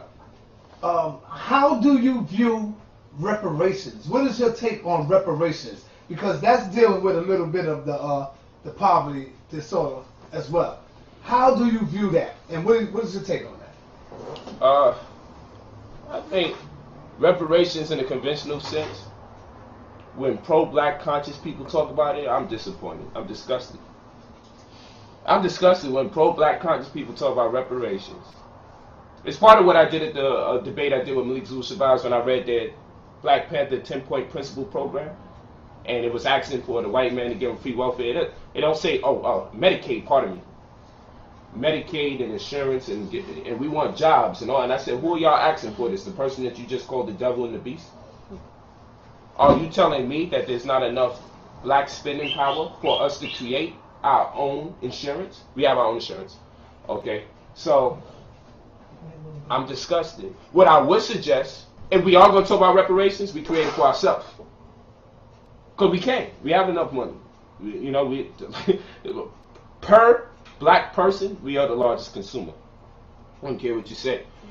If you do the ratio of us making up about 14% of America, we spend more per 100 black people than any other race per 100 in respect to the ratio in which they fit in for a population. So you can't tell me we don't have enough money to put together the programs. I already told you, if we had 10,000 people put $5 up a week or $20 a month, those 10,000 people in 10 months, okay, will generate no lower than $1 million. See? If everybody that said they hate the white man, if everybody said that they're pro-black, if everybody said go back to Africa, if everybody that said it that had at least $5 a week to give up, at least 10,000 of these people must exist in America. We know more. Then in 10 months, we will have $1 million. You see what I'm saying? Plus, we could do something with $1 million. Now I know y'all say, this ain't gonna go down until we fight. And that's cool. But those guys is constantly saying fight, you'll never fight. I saw in my last video with the extraterrestrials, I read a comment. I said I took the day out. I said, let me read these comments. Somebody said, now they talking about aliens. Right. These niggas agents. They're afraid to kick down the door of the white man. So I'm like, why are you always trying to put the scientists to kick down the door? And then after the scientists die, there ain't nobody gonna be here. You see, Khalid Muhammad was a scientist, but unfortunately he had to be a warrior because niggas was too soft. You see? So a lot of our scientists have to be warriors. And I'm not saying if you're a scientist, don't be a warrior. But why we keep putting the scientists on the front line? You niggas that love to talk about killing the white man, I love you. Come over here. We need you here. So in case someone come for me, you can kick down their doors and kick them in their head. I'm like, what's the sense? And keep trying to tell us, if I'm talking about aliens, oh my God, how is this going to help the people? Well, I guarantee you this. When I'm done doing my UFO conference, and I guarantee you it's going to have over 300 people in attendance, you can mark my words, because I know what I'm doing. And you can say he's cocky. Stop supporting him. Man, we don't like this nigga. But at the end of the day, it's going to be over 300 people present. Whether you like it or not. Whether you like it or not. That's the sad news. And we're going to have more than one stream going. That's right. And we're going to accumulate hundreds of people on the stream too, like it or not. And guess what's going to also happen? Over 100 prisoners immediately are going to get relief in the form of commissary, because a lot of these brothers and sisters locked down don't got nobody giving them nothing. So don't ask me what UFOs going to do. UFOs going to put monies in these brothers and sisters' commissary. What are you doing with your dreams of kicking down the doors of the white man? You still dream about it, right? Why don't you go up there and get yourself on a news clip, nigga, so we can get inspired, and then you can get the prison sponsorship so we can send you some money when you get your ass locked up. The Negro's going to forget all about you. And when that do happen, you know what the first thing Negro's going to say? He's a dumbass. Why would he go out there and do something like that? Who's going to take care of your family now, nigga? You see? That's real. Who's going to take care of your baby? Look at my man who hopped the Long Island train. What was his name? Oh, man, I lost his name. What's his name? You know who I'm talking about. In the chat room. Put it in the chat room. What's the guy who called the Long Island Railroad? What's his name? Come on now, family. Long Island Railroad. And shot up them white folks on the railroad. And everybody was like, yeah, that's right. That brother's strong. I guarantee you, none of you niggas send them no commissary packets. None of them. Word. None of them. You know what I'm saying? You see? So At the end Did of the they day, write it in the chat room? I know somebody said something. What's the name again? how you going to someone said, "Sa, how you going to support the milking of your people?" This is black power. What's the brother name that caught the Long Island Railroad train? What's his name again, family? Come on now. I know we got people out there. Peace to Devin Brown. Peace. Almanetta's gorgeous. Okay. Thank you. Kicking game. But it's the best game. After I kick game, right? That's what they say. You go to Rikers Island and you ask him about Brother Polight. And I'm going to make sure that we pull up that card so I can give you the name of the guy who helps me facilitate to get inside, to talk to the people. Because I said specifically, I don't want to keep coming to prison and going to juvenile facilities and the detention centers just to motivate people. Right. I said I want to educate. I want to come here, uplift their spirits, and after a couple of days of the rap, because I'm going to tell you something here. I'm going to tell you something real powerful and real important for you to know as a brother that's been locked down. Sometime I had to turn down my visits because I didn't want to strip naked in order for my wife to visit me. I felt like my manhood was being stripped from me. I didn't know that part in hip hop, that when my wife visited me, I have to strip butt naked. I have to open my legs and I have to cough. And spread your cheeks. And you got men there. Real talk. I can't even say no homo. It's just the way of the prison life. Squat down and spread your teeth with a white man looking up at the crack of your ass. And you can't help but to feel you're enjoying this shit. Yeah. And I turned down my visits. You can ask my wife. Some visits I said I can't do it today, baby. And I wanted to see my wife. There's no woman in there. I wanted to see my wife. But I just couldn't strip naked again. It was a shock I was in. Humiliating, man. Hell yeah. Yeah. You feel me? To the point where the only visit you get, you say, I can't do it today. And you talking about doing this over and over every time a visit comes. You feel me? Now, I'm going to also explain something to you. Every day I had to stay in there, I had to think about, what if my wife just decided to move on? Because I'm in here. And life can catch you. Parties is going on, baby showers, niggas, holidays, family. I'm in prison. And time is not going by fast. Oh, hell no. You feel me? Oh, hell no. Y'all may not understand what I'm talking about here. But I'm telling you, like, that right there, we have to attend to that right there. We losing our minds, and a lot of our greatest speakers were in prison probably at one point or the other. You feel me? So when you in there, and you don't know who's going to be there for you, what's going to happen next, I'm telling you, the outer world gets like that too. When you don't have nobody to support you, your money's short, or when your money gets short, then your wife leave you and all sorts of craziness take place, or all of a sudden you on child support. You and your wife was cool. But once you break up, all of a sudden she got all this shit to say about you and the system works for her more than it works for you. I understand these things, black man. A lot of you think I don't understand. I understand what's going on. But when I come out to speak, I'm not going to take the rotten apples out of the black community and condemn every black woman for the things that even maybe most black women do. I don't know the actual statistic on it. But you know what? It's my responsibility, because I know a lot of people are talking about these women ain't shit. Man, fuck that. Black woman ain't God. What the fuck you talking about? Nigga, if you don't like it, don't hate me for it. It's my disposition. It's my perspective. Teach your perspective. I'm not mad at you if you teach your perspective, if I believe you generally have a concern for black people. But what I'm telling you is, it's my responsibility, as far as I'm concerned, that when I teach, I don't exploit our weaknesses in social media. When I come out and speak, I'm going to tell you, yo, I come from this background, and I'm doing pretty good. And I feel that you have every right to do pretty good, because who am I compared to you? I'm made of the same potential, the same universal forces that help precipitate me. So if I'm feeling pretty good about myself, I believe you have every right to feel pretty good about yourself. And if a black woman does something that is a violation to our race against another black man, who am I to only speak on those women acts or their heinous acts? Why can't I speak about people that I can reference and say, yo, these women are great? So if I have an option to talk about the black women that are great versus the black women that are vindictive, why would I opt out of the great black woman conversation to tell you about the vindictive black woman? Now what I'm doing is poisoning the black men's minds with the influence I have to give them the incentive that they cannot trust women of their race, which in turn makes them want to date women outside their race. Y'all got to understand what y'all doing when you call a black woman a terrorist and she's crazy and she's used to work against the black man. Man, you keep teaching that shit, brothers is going to start dating women outside their race. They're doing it now. Yeah. You know what I'm saying? So somebody got to bring it back and say, yo, black women are great. And I love them. And dare I say it, I call it God. Now, that may not be your cup of tea. You may want to take that out of context for what it means to represent. Like I'm calling her the one that created everybody from flesh and animated us. You might want to do that crazy stuff. But all I'm saying is she is a specimen of worship. Anybody that bring my baby into this world is worth the worship. And even if she do something wrong to me, I ain't got to be a slave to her to still say, well, that's the mother of my child. I'm only going to go but so far going into a war with her. It's the mother of my child. Okay, now. I'm somebody's son. A sidebar, real quick, and I only want 2 minutes on this. Wife number 3, I miss her. Where's she at, man? Taking care of the little one? Yeah. Okay. I ain't seen her in a minute, man. Yeah. How's she doing, brother? She's doing as good as she Tell can. us, Sarnetta, the House of Consciousness, send that black power love, brother. No doubt. You're doing the best we could do. Okay, now here's another question for you. Somebody sent me a picture, and it has you being arrested with the FBI. People, I mean, when they sent me the picture, I'm looking at it, and they said laugh out loud on the picture. But as I'm looking at the picture, I'm getting mad as a motherfucker, keeping it real. I'm like, yo, this shit is not even funny. And I immediately called you, and I was like, yo, Polight, did you see this fucking picture? I guess Queen Noble must have did it or something like that, you know.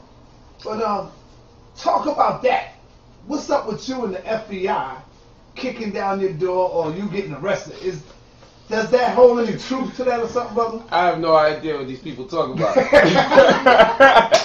I'm here sitting there like, when you called me, I'm like, when the fuck did this happen? So, the backlash to what I do is because when you gain a certain level of momentum, people don't want to admit it. But I do have a lot of momentum. It's true. Right. You know, and I do get a great deal of attention. I don't know how much more humble to say it. So what comes with that, like I've done debates, right, where I was in first round, and I've done debates where I was in the first round, and somebody already did a Blog Talk Radio and says Polight loses debate. They already did a radio show. Now we talk about the white man's media, right? And we say, man, he worked hard to tear down your image, and anytime he's always on your heels, and if anything goes wrong, he's trying to find people to go against you. But I look at my own people, right? And I say every opportunity that they can get, if they can find anybody, if they can't, they just get someone to make up an identity and say I'm mad at Polight. And they interview them and they put posts up, and I say, when my children be like, why are you even trying to help these people? I'm like, those ain't the people in particular that we have a grievance with. Those are the people actually that we need to help. And it's going to take some time. Like, what we're doing is saying that we want to get to the other people before they become that.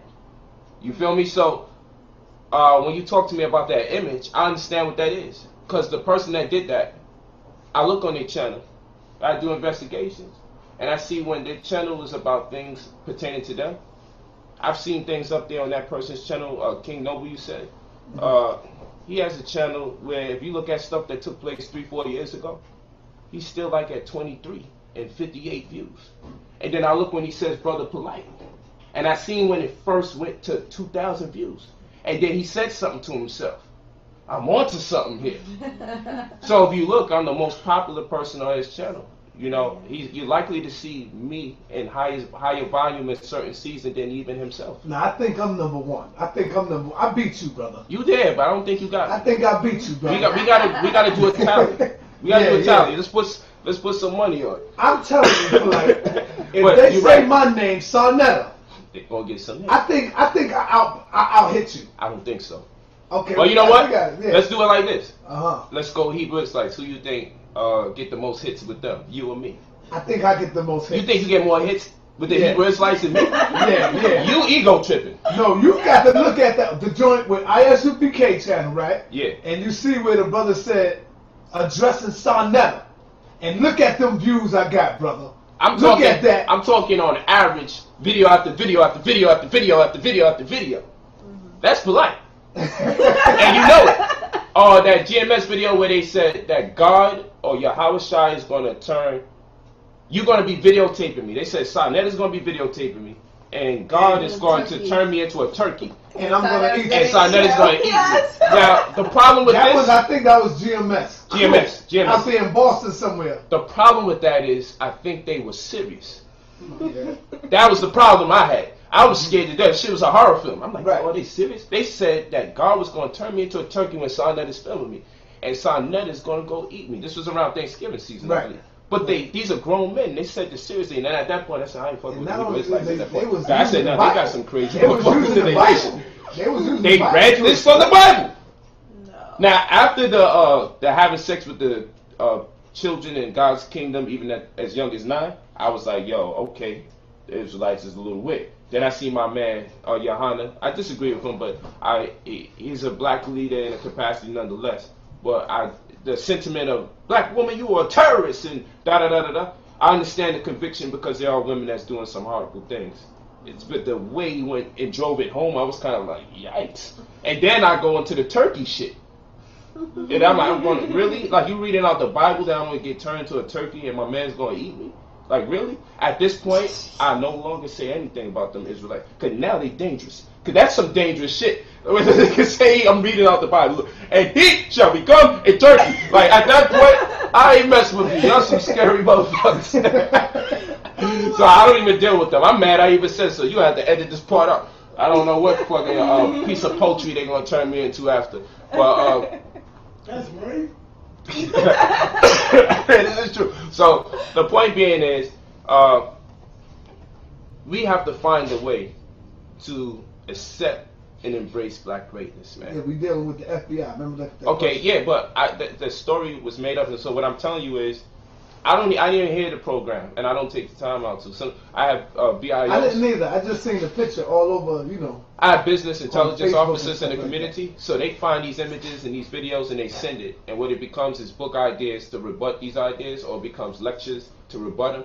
But we never really honor these people with an immediate response because we don't want to help them generate the attention that they're actually looking for. Mm-hmm. So that's what I've learned to do, because you can't argue with all these people. And what people are finding is, if I can trick him into saying my name and going after me, then other people start saying, well, you know what, I'm going to start calling his name too.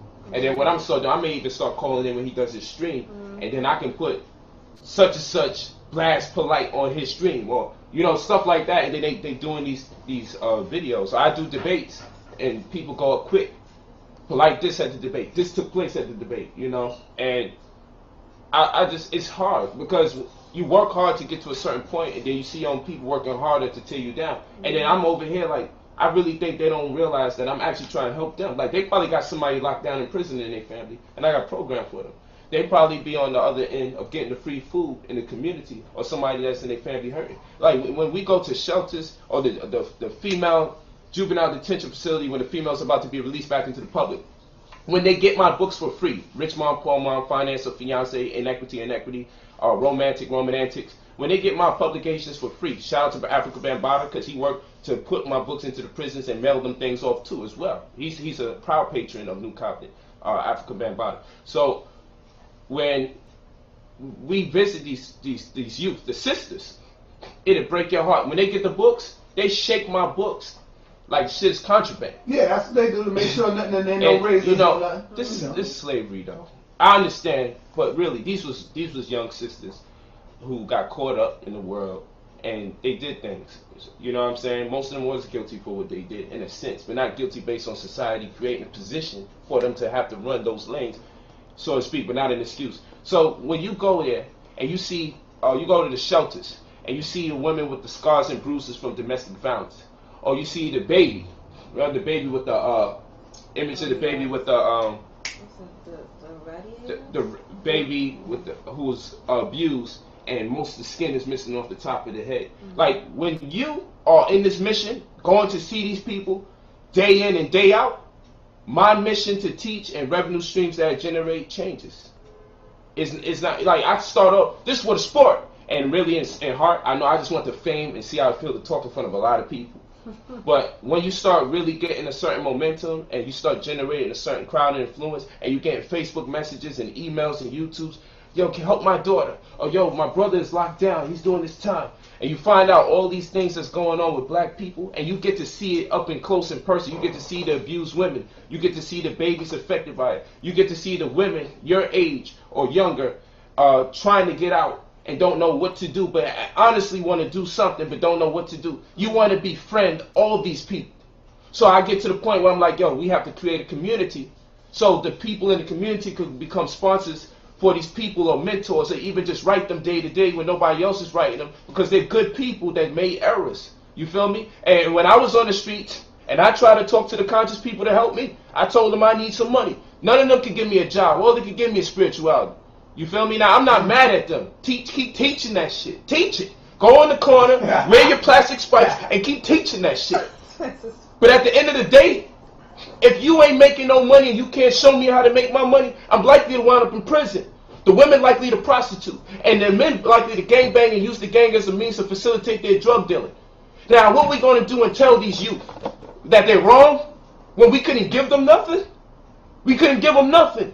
We was reading out of books, banging on each other because we disagree with each other's religion. And all the gods are spooky any goddamn way. But we was banging. And the Israelites don't like the Muslims. And the Israelites don't like people that's from Africa. And they ain't down with it. And then the other group do like people from Africa. But then all of them don't like the Muslims. And the Muslims don't like the Catholics. And the Catholics don't like the Christians. The Christians within their sets, they got Protestants.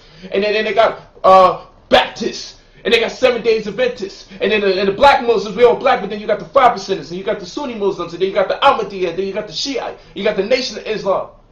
But after all of that, ain't no money being made. And then you're going to get mad at people when they become drug dealers. You're going to get mad at them when they become gang members. You're going to get mad at sisters when they start being on the pole. And then you say all they doing is twerking. And all they doing is trying to make money. What the fuck did you put out there for them to do other than that? Did you teach them how to do something other than that? No. But we want to condemn, mock, and ridicule our people when they fall short. And that's post-traumatic slavery disorder. You would like to hide in your little religious halls and believe that you guys are righteous. But you ain't shit until you have a positive effect on people out there. So you can't tell me, oh man, like, yo, no, the only reason I buy nice cars, the only reason I be buying some of this fucking European shit is because I know the youth is looking and they see you with women, they see you making money. Yo, I know the nigga gay, he probably rap or ball playing or, you know. He's selling drugs and then you got the opportunity to teach him. To tell him, like, yo, bro, this is real estate. So it's a name to the game. Now, if you conscious and you over here getting caught up in that ain't my fault. You'll learn. Somebody will teach you about metaphysics or some shit like that, and you be prepared to deal with somebody like me. Because this is mental warfare right here. This is mental warfare. And I would come there with a little headdress on, it might have a defense mechanism sometimes. But I ain't going to be the type to compromise my moral integrity and say, I got to curse a whole lot more, and I got to wear niggerish clothes a whole lot more. No, I dress the part when I have to put in my work. When I go into the prisons, do what I do, I dress the part. But what I'm telling you is we got to beat this beast on all fronts, on all levels. And if all you can hear and all you can see is all the negative stuff, if all you can say is all this nigga do is talk about money, money, money, money, money, if that's all you can see, there's something wrong with you. And what I'm going to ask you to do, the hecklers and the critics out there, put on the table all the things you do other than type about it. Because I put on the table all the people's lives, so I figure you can see why the house is crowded. The house is crowded because people got saved by the books that I write. The house is crowded because I got the youth over there being supported. The house is crowded because when people come out of prison, the first thing they do is come see me. They love me because of the work I put in. Because I was in there where nobody else visited them, and I took the time out to talk to them where all the righteous people was on the streets talking to free people, year in and year out. When there was people in prison that need to be seen. Where the women that was in shelters being abused, my wives coming in to talk to them. When the youth was in juvenile facilities or in halfway houses. And we come in there and we talk to them as though I ain't got other things I could be doing with my money and my time and my energy during the day. That's what I do. When you don't see me, that's what I'm doing. And then I'm working on a farm so we give away free food month to month. And when I do that, you're still going to have a problem with it. You still. And when I give away the free books to my brothers and sisters who are not fortunate, you're still going to have a problem with it. You're still going to have a problem with it. So when you ask, what do you think when people say, man, Polight, you say, if you don't debate somebody, sometimes you want to know they can pull 250 people. Or they have programs and services. I'm just saying, like, yo, I'm doing this for a different reason. I know when people call me out, a lot of times they're doing this because they want some glory, some fame, or they personally hate me and they want to be the one. Everyone think they're going to be the one to officially shut me down and it'll never happen again and we good. But guess what? At this level, I don't work too hard to give that opportunity to just anybody. They say, why are you giving it to Shaka?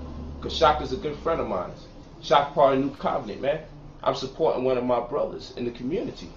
I got the right to support one of my people in the community that I like, and I want to introduce him to a crowd of 300 people. I want to do that for Brother Shaka because I believe he's gifted. So don't get mad. How come you do it for Shaka and you don't do it for other people? Shaka don't bring in 250 plus people Polight. He will for the first time when I Polight allows him to step on the same stage as me. He will. And you can pray. You can say, boycott Polight. So we can show him he will not get all those hundreds of people. I will. I affect too much people positively. You can come up with all the negative shit you want to say. I affect way too much people positively. I donate too much of my free time to my people. And when I generate all that revenue, I damn sure turn it over. You can ask James from Indiana. Was I paying for my own hotels, my own travel, my own food, and told him collect money at the door? You see, they think all the time because I charge, the money go to me. Ask him. He'll tell you, oh no, good. You can ask Warren Morse from California. When he charges at the door, because Polight traveled from New York to California, 2.5 days if I drive, with my big family in a trailer with all my technology and my books. You know how much it cost me to do that? It cost $1,400 for me to travel from New York to Cali. And that's if I drive. It's more cost efficient. If I take the plane with my family, it's more money. And I carry my family everywhere I go. But ask Warren Morse in California, do I charge him when I teach in Cali since he's a member? I tell him keep all the money after my travel to put food or put money in his pocket. Ask Black and Nobel how good they do selling my books and how much money they make when I do events there and if they getting paid. Black bookstore. Ask them because I created a thing around myself and they can eat. Ask the brother from the Zulu Nation in Chicago if I make sure they get more than half when I teach in Chicago. Black bookstore, Zulu Nation, Cassius, raspy voice Cassius. Ask them, do Polight give y'all more than half and let y'all eat? You feel me? And turn over free books. Ask Nicholas Brooklyn Bookstore if they eat when Polight come in town and teach, and I let them get 1/3 of the door if I let King Simon get another portion. You know what? Here's a sidebar right quick. Come on, man. I let hit you with a sidebar. Ask Nabi from the National Black Theater. If after he gets $1,600 from me, do Polight turn around and say, yo, did pretty good. Here's extra $500. Ask him how much people do an event. Hey, he charge you that $1,600 for the conscious community. When you be like, God damn. You know, you have to actually make sure you got over 200 people coming. If you getting charged $1,600, y'all may not be realizing the math. You won't even make nothing from the door. When you get charged $1,600 and you paying for chairs, $1.50 per chair, $350 or more dollars to put 200 chairs in, your overhead you have to have up front before you even get in the building. If it rain or snow, Lord knows niggas around the corner won't come outside. You may not make bread. And that's the people that's the thing that the people miss. They don't know that shit costs bread. But not counting paying the speaker. Let me hit you with this sidebar. But now get an extra $5. Because before you came up here, I was talking, I was babbling, you know what I'm saying? And I was talking about how I met the people, how the people met me, like the Umars, the Settys, and everybody, and I even mentioned Brother Polight. And I said, when Brother Polight come up here, I'm going to ask him and see if he say the same thing I said. When you first met me, brother, how did you think, what did you think of me? When you first met me, keep it real, like when you always talk about. I thought you was crazy. Let the people know. I thought he was nuts. You used to walk on the other side of the street. I was gang banging, and I wouldn't walk on the side of the street. There was a time that there was a tourist bus coming through Harlem, and there was a bunch of white people on top, and he had his blowhorn back in the days. Right. So that was like, yo, this is interesting. Back in the days, we used to be on the bus to watch the animals. Now the animals is on the bus watching us. Black power. You know what I'm saying? And I'm like, yo, who the fuck is this guy? And then there be days I see a black man walking with a white woman, and he didn't give a hell if that was a strong, muscular black man, a gangster black man. I've seen it several times. He believed in what he believed in so much. Something changed inside Netta, man. He started going hard. I give him props as a black power militant. I don't call much people black power and militant because they bullshit. Son Netta, I seen him. I seen what he do. I respect, I humble out to him. When I be going hard, that's for a different generation of people. Son Netta is official.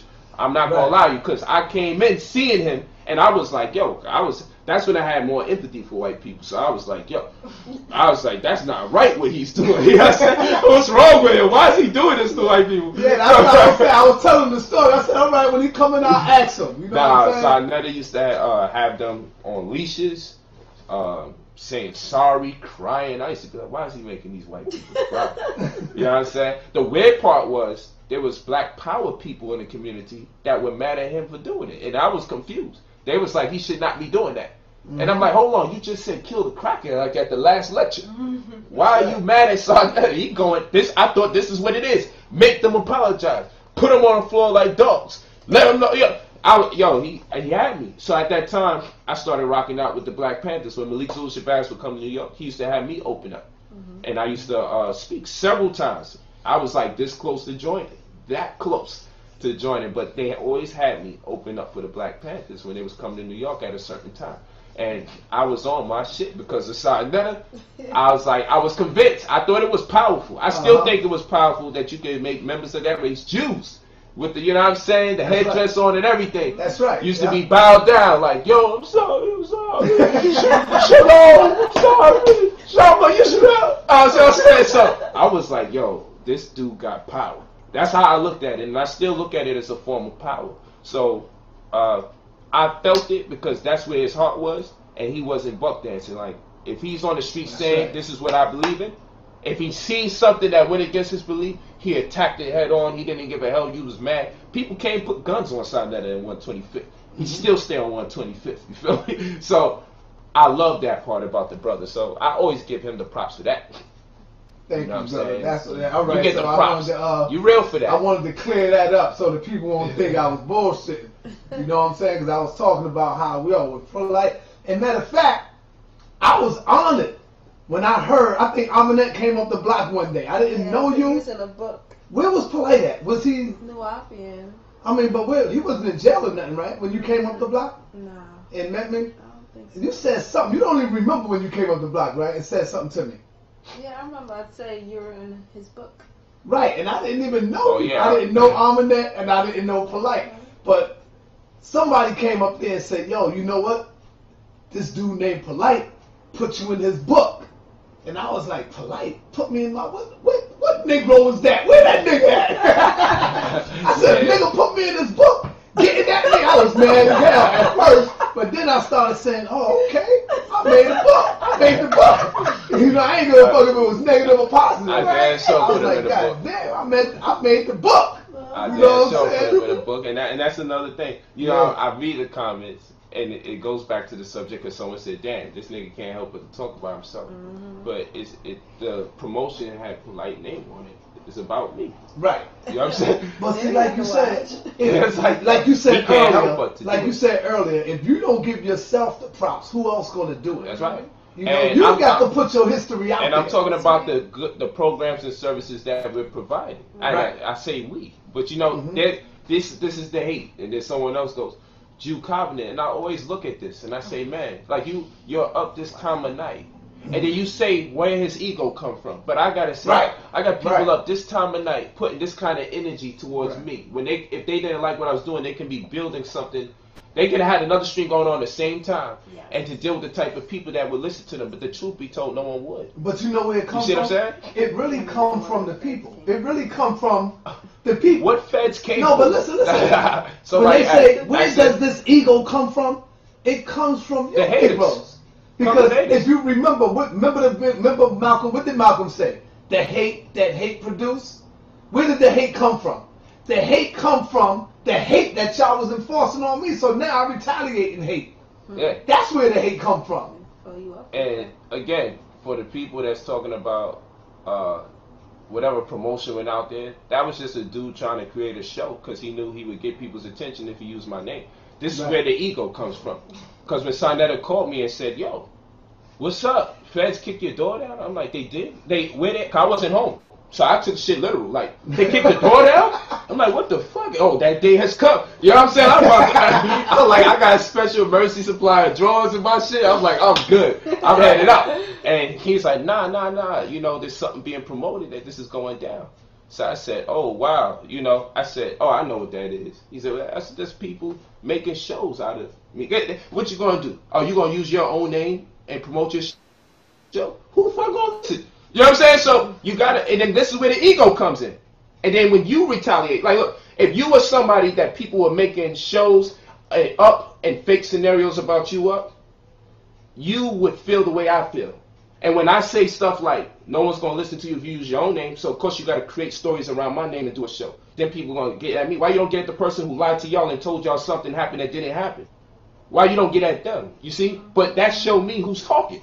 Because you mad at me, I have the right to be even upset, but I don't. It made me laugh because I said, you know what? I made it to a point where people are using Photoshop to get me. I made it to a point where they're doing streams and YouTubes and everything. You know, you gotta have tough skin. And that's why I said I'm not gonna come out here and I'm not gonna start saying, please, would you guys stop? I'm not gonna do it. That's why I always said a lot of motherfuckers that come and get at me, they wouldn't have been able to wear my shoes, brother. Oh no, they would have been jumped out of that shit and went the other way. Brother, I'm still here with all the bricks that motherfuckers throw at me. They do. And guess what? I walk out the house with my head up. Yep. Happy as a motherfucker every day. I'm not walking with my head down. And the slave is gonna look at you and say, how the hell could you be happy when I'm upset? You got to be. Man, you know what they used to hit me with? When they see the pictures and they see the Jews on the floor, and like you said, this got to be the post-traumatic slavery disorder, poverty disorder that's going through their mind, because they said, nah, that nigga saw none of it. He's an agent. And I mean, how the hell can he do that? That nigga, he got to be an agent. So this means they staged the whole, staged the white people balance. And then I heard other things. We was told we was agents because how the hell could this man have 4 wives? Right. So they're all agents. But I heard other things where they would say, he got to be paying them to do that. He's paying them to do that. Why gotta be all of that, man? What? You know, but then what it does, but you know what it does to your mind? You start saying, yo, I'm powerful. If people starting to think weird, and that's the way I took it too. Weird things like that, you start saying I'm powerful, and that awareness of your power, you do something with it. So what I'm saying is, after a while, in regards to your question, when those things happen, I start realizing, you know what? I gotta be more selective about who I do what with, who I respond to, when I'm gonna respond to it, and just stay focused more, you know. Because it's not the same grassroots movement it was, and you can't expect someone to be on the same level every year, consistently on the same state of mind. You gotta expect us to grow and flourish. You know, when this is over, we going out. You know, every time I do a sign at the interview, you may hear me say, "Yeah, I'm gonna take my family out." Look, I gotta balance it out, and we gotta talk. But this is tough, man. People turn on you. It's tough, and it used to wear and tear on me. Still hurts. But I understand it a whole lot more now. But you know what, then? This is what we got to stop doing too, Brother Polight. We got to stop looking at the YouTubes and calling it a conscious community. Yeah. You see? Because that's not the conscious community. You can't get the conscious community from the YouTube viewers. You see? You don't see them Negroes that comes to the lectures. They not the ones that supporting black economics. They are the ones that's trying to tear down black economics. And trying to stop people from supporting those who are out there doing something. This is true. If it wasn't no you, Brother Polight, if it wasn't no House of Consciousness in Sonetta. Yo, you know, one year we turned it up with all that black man, white man stuff. You know, we turned it up. Yeah. That's one of the most popular dialogues that ever took place. That's right. With the House of Consciousness. People still ask me for DVD compilations. My people in Indiana, I remember when we did that, and you would go out. Yeah, you would go out to Indiana. You would take trips, and as soon as you get there, people was like, "Yo, man, you got a copy of that DVD?" That's right. That's right. They love that, man. So. That's classic. Got that. I'm gonna be throwing up the classics. I still got all of that. Those is classics, and I think to show you something. Go ahead, keep talking. That showed the goal that I had to stand up for what I believed in. And with that subject matter, Sonetta and I, night and day, and we just had to call it a damn draw. And that's where our relationship is at right now, because that was persistent for a good year and a half, and it never got boring. And something different was coming out each time, and both of us was mad as hell. I used to talk about black power guys in their boots and their flag, and I would see pissed off, like, man, what the fuck he talking about? But the messed up part was people mad as suck. Like, yo, don't allow him to get on your page, and don't do that. Why you hanging out with him? And then people mad at me. Why you dealing with stuff? And I'm like, yo, that's just a subject matter that. My brother go his way, I go my way. See this right here?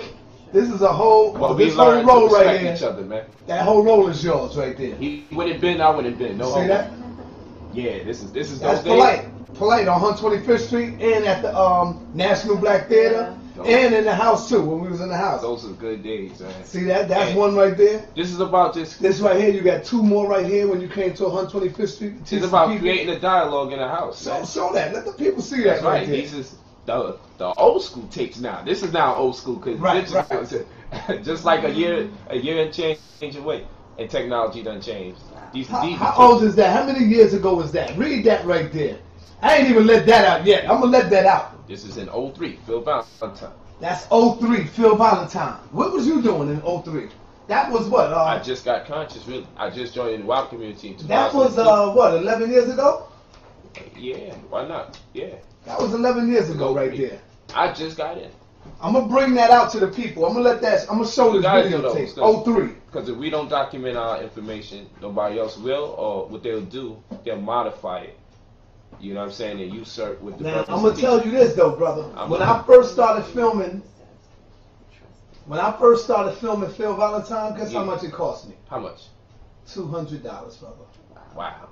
He's come up. That's what I'm telling you. He cost, and he deserved it. You know what I'm saying? And he deserved it. He only cost $200 for me to do an interview with him. You know what I'm saying? $200. I think Bobby Hemmett was like maybe $150 when I first started interviewing these brothers. Wow. You know? Yeah. Do you have any more questions before we back?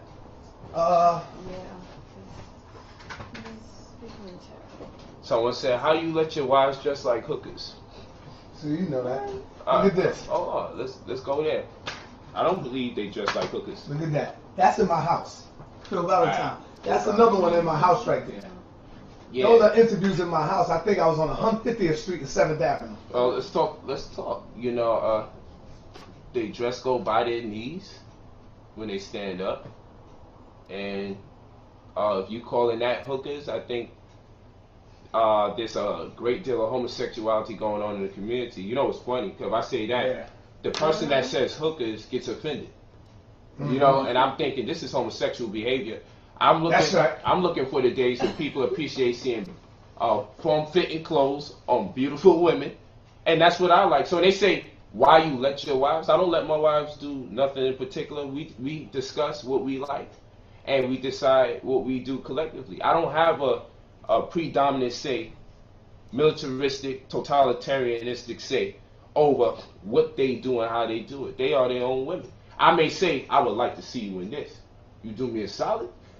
You know what I'm saying? And they're like, yo, you know, people might say this and that. I said, look, I got the headdress on, baby. I want to look at you during the day. Because did you pick that outfit out for them today? Of course. I picked. You picked that outfit out? Yeah, I like it. Good, you know what I'm saying? And it's what I like to see. Probably I'm taking them out later. But it's what I like to see. And then we have our the way. I remember when we first got conscious. We used to, you can tell them, I know what you already know what I'm talking about. We used to wear our African clothes and everything and dashikis. I remember I was watching a video with you one day. And how was the vibe when we was doing this, man? It was still negative. It's the same people that are complaining now, the same kind of complaints, because they're still trying to talk to me even though they know my husband is polite. You know what I'm saying? It was no difference. And on top of it, the people who was wearing all the dashikis and stuff was doing some demonic stuff amongst each other. Yeah. So we hear like, yo, and then we wasn't even comfortable because a lot of those clothes is when the European came in and made that the African form of clothes. That's right. You see what I'm saying? But we all wear it since that's the African garb. Right. You know what I'm saying? Right. So we were caught up in that. And we started feeling like we had to wear it when we come up. Pictures of me. You know what I'm saying? And it was, and I'm not mad at people that still wear it. But for me, you know, and then now we have our own regalia. So I'm loving that because that's our culture. But at the same rate, I realized we was putting too much on dressing to appeal to other people with their ideas. Right. Because at the end of the day, these people were still niggas inside of African garbs. You know what I'm saying? So we just said we want to be comfortable. And we're young, man. You know, maybe we got to grow up a little more. You know, maybe this is just us being young. Right. You know, like, living your life, man. They're under 30. You know what I'm saying? I'm 30. They're under 30. So we still want to enjoy ourselves and we still want to exercise some freedom because of what we do. There's a lot of things we can't do. Like my children can't play on Facebook the same way. You see what I'm saying? Because they part of our household. and it's always attacks being launched and people disrespect their children, try to send your children stuff. Like there's things like that going on. Like they say they black power, but they'll send my child something about me that's derogatory on purpose. You feel me? And then now if I take it the wrong way, that's why I keep the circle small. Because again, you're talking to somebody who knows what it is to be incarcerated and locked away. You talk to somebody who's been shot, stabbed, and sliced, and gangbanged. You know how it feels when you come from this background and you come in a conscious community, and when people got a problem with you, they put up a YouTube. Like you don't even know what it does to you. Cause like on the gang shit, I never had a blood put up a YouTube to bang on me. We did it in the streets. Like I come in the conscious shit, and this is the thing. Like if I don't like you, I actually got the balls to show my face and put up a YouTube. Okay, but now here's the $1 million question. So it's difficult when you coming from a certain background and you transition into this, and you thinking when you come to this, we're gonna have more respect for each other. How many views we got so far? I can't even see it. All we see is the comments. But it's cool. I can't see it. Look on the big screen, like over here. 114 right now. Okay. Now here's the $1 million question for the 114 viewers that's in the audience. Do you have a donation for the House of Consciousness, brother? Of course I don't. I'll put you on. Being that we're talking about poverty disorder, do you have an honest donation? You told me stop donating. Remember? That was, I said stop donating from them places. I'm talking about from you. I just want to make it clear. I was giving you donations. I remember. No, and that's you told real. me I was the only one doing it. No, that's real. You was. Put that one up. Put that one up. I got that's on the videos right there. Which one? Oh, one of those Yeah, you said? that's on one of Say those again, right there. That's on the videos right there. Say, yo, Polight, as much as people as I put out here, you's the only one that turn around and come at me consistently like, here, good looking. And that's real right there. That's real talk. But I want to also thank my viewers that been out there, because they've been coming through too, hitting me with donations as well. So I want to say peace and black power to the brothers and sisters out there. That's right. Who always been looking out for the House of Consciousness. I got to say that. I definitely got your donation. But at the same rate, though I'm donating right now because YouTube's monetized. But and you know, it's sad. You know, they be like, I hate Polight, but let me upload this shit because my YouTube channel is monetized. Right. I can't stand that nigga Polight, but my YouTube is monetized. I'm like, you niggas is making money off of me and telling everybody you hate me. That's a damn shame. If only people knew the sick and lowly truth about you dogs out there. I'm putting money in your pocket, man. Yo, where you going now? Y'all should send me some of that cash from all them slanderous videos you put up about me. Because I know you're getting a pretty penny about me, man. You see, this is the wickedness of the community. You're going to use me to make money, and you're going to use me in the wrong way and tell everybody you hate me, but secretly you're trying to collect funds. It's like, come on, man. So you're only doing what you're doing against your own brothers for monetary gain, and you talk about me. It's a damn shame. You crazy. Crazy. But what you were saying, my brother. Y'all going out to a movie? Yeah. What you going to see? Man, I didn't want to do it. My daughter wanted me to do it. I like what? They in the car or something? Oh, I let them go to Dave and Buster's, where they play the video games. Yeah. I told them they could do that while I'm doing the interview. Okay, cool. So they're in Times Square doing their thing. What you put in their pocket, about $500 a piece? Because you know they're going to be spending money. You know, we kept it at $5 tonight. Okay. Should have did that, though. Should have did that. That's going to start problems. And you taking care of your children. Some niggas said... They going to say, oh, you going in the white man store playing the games and all that. Yeah, well, I'm supposed to see a movie where it's this black movie. You going to like this. She yell at me all the time. Oh, my God! She likes to watch black movies, and we debate all the time. I like to watch white movies. But I like to watch white people behaving like gangsters and murderers. That's my shit. Because I like to be reminded that, you know, black people ain't always got to be in that category. She like black movies, and I got no problem with black movies, but she thinks I got a problem with black movies. She don't tell the whole truth. The black movies these Negroes like to watch is them joints that make them look at me at the end of the movie like... And I don't like those movies because I think they poison after 5-6 years of watching them. And all of them are like them Tyler Perry shit's always selling a horrible story, Tyler man. Perry. He's not the. You like the? I like the black actors. What's that shit? The haves and have-nots. Yes. And the game. The game. What's that? The Best Man wedding movie. Somebody always dying of a disease, cheated on somebody. I'm like, yo, I don't watch black people like this. Right. So we always debating. But tonight we gonna watch a black serial killer or somebody. Where what's the guy with the funny eye? It's called Repentance. I'm gonna watch that tonight. But it's black people, but they kill him. So I hope you're happy. Hope you're happy. Do you go to any plays or something like that? Do y'all I like to plays? go. My daughter, she likes to go to theaters. So she likes Shakespeare's plays. And you're gonna say, why are they ancient Egypt? I teach her to study everybody's stuff so you can connect the dots. If you only study one thing, you had a handicap.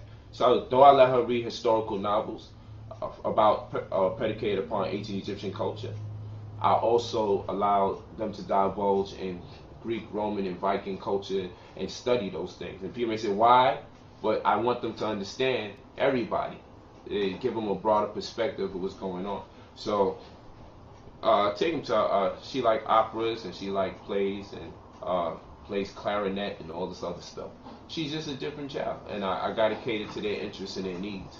My daughter, my aunt, she likes to go to like the science museums and everything. So my daughter Renita and her, they love to make those kind of moves with each other. So it's fun.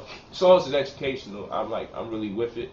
And if they just learn something about other people, so I think it's cool. Okay, how do you feel about your boy? So another thing, they say you need to create a PayPal link so they can send funds. That sounds good. I like the sound of that. What's that? You need a donate button. Somebody said I'm in like Spike Lee joints. Yes, I do like some Spike Lee's movies. Yes. That is a funny person. She's funny. She's a good person. She's good. But I had to let them know today who the man of the house was. I don't do it a lot. Oh my goodness. I teach the black woman is God. But I see what you brothers are saying because it went to their head. Right. And I had to correct them. You know what them. it is, right? Okay. I had to check them today. I had to check them. Okay, like I said, you know what it is, right? I had to check them. So I see what you PayPal link. I go to my PayPal and just copy the link. I see what you're saying. Post it in there. I see what you're saying about telling these black women that they God, because they try to run some shit on me today, and I wasn't taking it. And I said, we're going to have to modify this doctrine. It's time to wrap this show up, right? See, there they go again. Hold up. There they go again with that slick stuff. What you doing, my brother? We can't see what's going on. What I could do is just put my email in there. What you trying to do, bro? My PayPal email. Yeah, it's all of that too. Yeah. See, they using your joint to promote their stuff, but they don't like you. Oh, someone acted polite get jumped in. I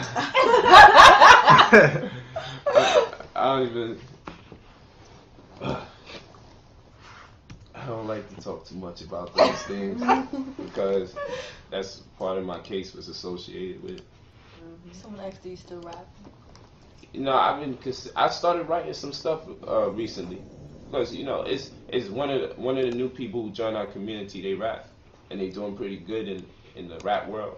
So I don't know. You hang around people, you start getting in tune with stuff. I started playing basketball more, hanging out with men. I'm starting to rap now, hanging out with these other people. So yeah, I be rapping. I rap in 3 different languages minimum. I'm working on the music for Accusations. That's what we talking about right now. I got a brother who beat me. He's Jimmy Cliff's son, the musician. His name is Lukeman, but we call him Ali. Okay, this brother, he made music already, and in Accusations, and it sounds good. Yeah. He speak this language damn near fluent. Yeah. My family mad as hell. You know what I'm saying? Showing us up. Yeah, he's our personal driver, so he's downstairs waiting for us right now whenever we're ready. But he's one of our personal drivers. But that brother right there, he takes it to the head, man. He go hard, man. So I'm like, wow. It's a blessing. It's a blessing. Annette, you were supposed to show me how to do my I'm cover for this right here. And probably make. See this? Remember, You're supposed to do my heading for that, and you ain't do it. Remember, April this look 27th, nice right here, man. April 27th, we're going to be in the National Black Theater, 2 p.m. UFO conference featuring myself, Dr. Delbert Blair, and Phil Valentine. And I'm helping Dr. Delbert Blair, I'm co-authoring his first publication. And of course, I have my own publishing company. So we'll be publishing Dr. W. Blair's first book. It's going to be a powerful experience. I've been building with him. And, that guy, he be saying some stuff, man. He's saying some stuff. So I'm just learning from him. It's great. And I'll also be working on a publication with Queen of Four, who's also part of New Covenant, who's our head of the Crown Supreme Grand Womb Maven. My PayPal email is in there, family. So whatever y'all could donate, I appreciate it. That's right. Peace. That's what we gotta donate to you. My donate is Why we Black stuff Power like that? at yahoo.com. Ain't you making enough money with them debates? Nah, chill. Don't tell me Negroes. Don't you be having them gators on? And now you want us to support. I'm sorry, he gonna cut the show now. Hey, no, those are yours. I'm wearing your kids. You see what my brother got on? And y'all know how much these cost I right bought here. those years ago, man. You know these are not mine. He got on the yellow shirt. The yellow sweater. So This know is your hoodie too. he rocking this right here. This is your hoodie too. All right. Don't talk about my little gators. Them gators was on sale for $59.99. You're not. Yeah, right. You're not supposed to have those. You conscious. You know that. Okay. What are you doing? Hold on, y'all. What are you doing? You I'm conscious. gonna have to cut this off, brother. No. It's time to reveal the real deal. What are you doing buying things like that, son? Well, brother, I get that because that's what I like. You don't have the right to have likes. Brother, I have all the right I want. That's What why gives I you get the? that. You spending? Hold on. You spending the DVD money on your gators? Why you doing that? That's what I want. That's what I can do with that. So you mean to tell me that the House of Conscience, we buying all these DVDs just to feed your gator fetish? Come on, man. I heard you hide your shoes in your house. Because No. you ain't supposed to be bringing in that much gators up in there. No. Well, when I This is no. To be honest, let me tell you what I do. Let's do What it. I do is I hide them to bring them when I come upstairs. I hide them, because the wife be like, "Oh shit, what you got? Another pair of sneakers? Another pair of gators?" So I hide them and sneak them in here, and then I'll pull them out the closet like a month later and say, "Yo, I'm gonna throw these on today." I sit and look at them and be like, "Yo, I know I'm not those getting sisters. No, you ain't getting no. We just got those right there." I'm like, "Man, I've been had these shits. These shits is old." It's a Sometimes donation. I throw the box out and put them in the bag and shit and sneak them in the house. Yeah. You know what I'm saying? You a 6? Oh, You born on a 6? how you know that? Because I'm in that do shit like that. She born on a 6. Wow, that's So real. You are? I can tell because they got a fetish for shoes and stuff like that. And they buy them excessively. Yeah, that's true. So we wear them. I know you was born on a 6. But you know what, man? I just like to look good, brother. Is that a crime? That's- You know? Is that a crime by looking good, man? You need Because the you white man's conscious. material clothing to look good? No, but hold on. Oh, I'm not let's hear looking it. at it from the number one. It's not the white man. You're black power, Because remember if you that. look at the made in Taipan, made in Taipan. Taekwondo, made in Italy, made in Spain, it's not always the white man. See, I keep saying the white man Italian is a white the man. white man don't even know how to make drawers, man. Come on, man. Look on the back of your shirt right there. See where that's made at. Who made my drawers? Where's your Levi's made at? Huh? Where's your Levi made? Where's Levi made at? Probably somewhere some Chinese. Not no white man. See, y'all all keep saying. I thought white everybody man. was white that wasn't black. Nah. I thought that's how we not make real. it simple. Nah, that's not real. See, you saying because you conscious you don't supposed to look good? I supposed to look like King Noble? Nobody's supposed to do that. Come on, man. Yo, listen. The fuck? I supposed to look like King Noble now? I don't know. Come on, man. You don't do that, brother. We want to love that brother. We want to support him. He's promoting his website on here. You know what I'm saying? Yeah. So I'm just trying to figure out why is you using the people's money to dress? Number one is my money, brother. I earn what I get. No, you but- better but do no, you know better what? do what the people tell you to do with your money when you get it. Don't do that because Negroes ain't gonna want to support. Yo, Negroes hear that shit. They ain't oh man, yeah, he right. Yo, what we doing though? We just using satire. We just making Right. it fun. This is what they do. This is make- what they say of us. We That's make it what like, do. hey, y'all pretend like we, not everybody, some will pretend like we don't contribute to the community Right. and deserving to have our fetish or our pet peeves or whatever people call it. The things that we like to do. You know? I'm still waiting for the day I like wrestling. I'm still waiting for the day that a lot of these Negroes that tell us to do it for free, I would like to see them go to work for free. I want to see the free lectures, that's all. Yeah, but I want to see them go to work for free. Free debate. When that white man give them that check, say, no, boss, I'm doing this for free. When y'all can do that for free, then I'll do something for free. Even the slave wasn't working for free. Right. That's crazy, right? That's right. They didn't want you to do something free. Even the slaves wasn't working for free. So, we love you. I think this was a great experience. And you go to And the main one that's telling you to do it for free is on YouTube begging people for money. Now, why would I beg my people? There's several. King Noble. Oh, okay. Why would I beg my people for money when I could get up off my ass and share something with them and give them something? And in return, I get like a donation from them. But I'm giving them something. I'm not begging nobody for nothing. I think you should give that brother a chance to talk on his own behalf. On your channel so people can hear him. Come on, man. Why you don't invite him to your channel? That nigga hate me, man. He don't hate King you. Noble. As much as he talk about you, he love you. He hate the House of Consciousness. He love the House of Consciousness. It keep him in business. Come on, man. I don't believe that. I don't believe that. King Noble hate the House of Consciousness. If he didn't have the House of Consciousness to hate, then what would he talk about? That's true. You see? So I think he loves you. No homo. Look at this. Look at this. This makes some more people mad. Can't y'all both kiss me at the same time? Just make them mad. Oh, look at it. They're gonna say, "Oh, they're disgusting. They're sharing them mad." You should have 4 of them here and try to squeeze everybody's face here. Oh my God. And then you say, "What's he so ego tripping about, nigga? You can't count. Like this is what I'm ego tripping about." Right. I know they be mad, but trust me, I only do this to people that be hating. Please block these slugs. Like they're coming at you. Some of these are strays that you just gotta duck them because not really for you. This is for people who be having issues.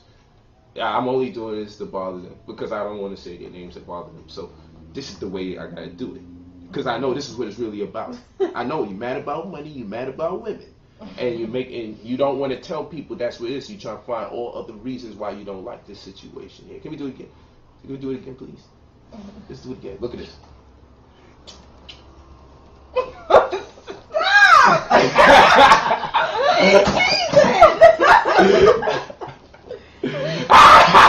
They're gonna say his ego's crazy. You know what?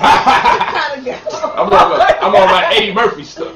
You remember when he found out nothing in it? You know, he found out. I can say my name. I can say my. Yo, listen, we supposed to have fun, man. We're supposed to have fun, and my wives are beautiful. And what makes me proud is that they're intelligent. So the combination is just amazing. You know, you should try it. It's black women are not the terrorists that you make them out to be. They're not they're evil, conniving bitches and vindictive people. These people do exist, but the only reason they exist is because of poverty. Let me tell you something about black women, right? If she broke up with a man that was doing good and she felt like she would have problems trying to stay alive when she separated, what she might revert back to is how to adapt. So some black women may have came out of the projects or whatever, and they may have been brought into a better environment.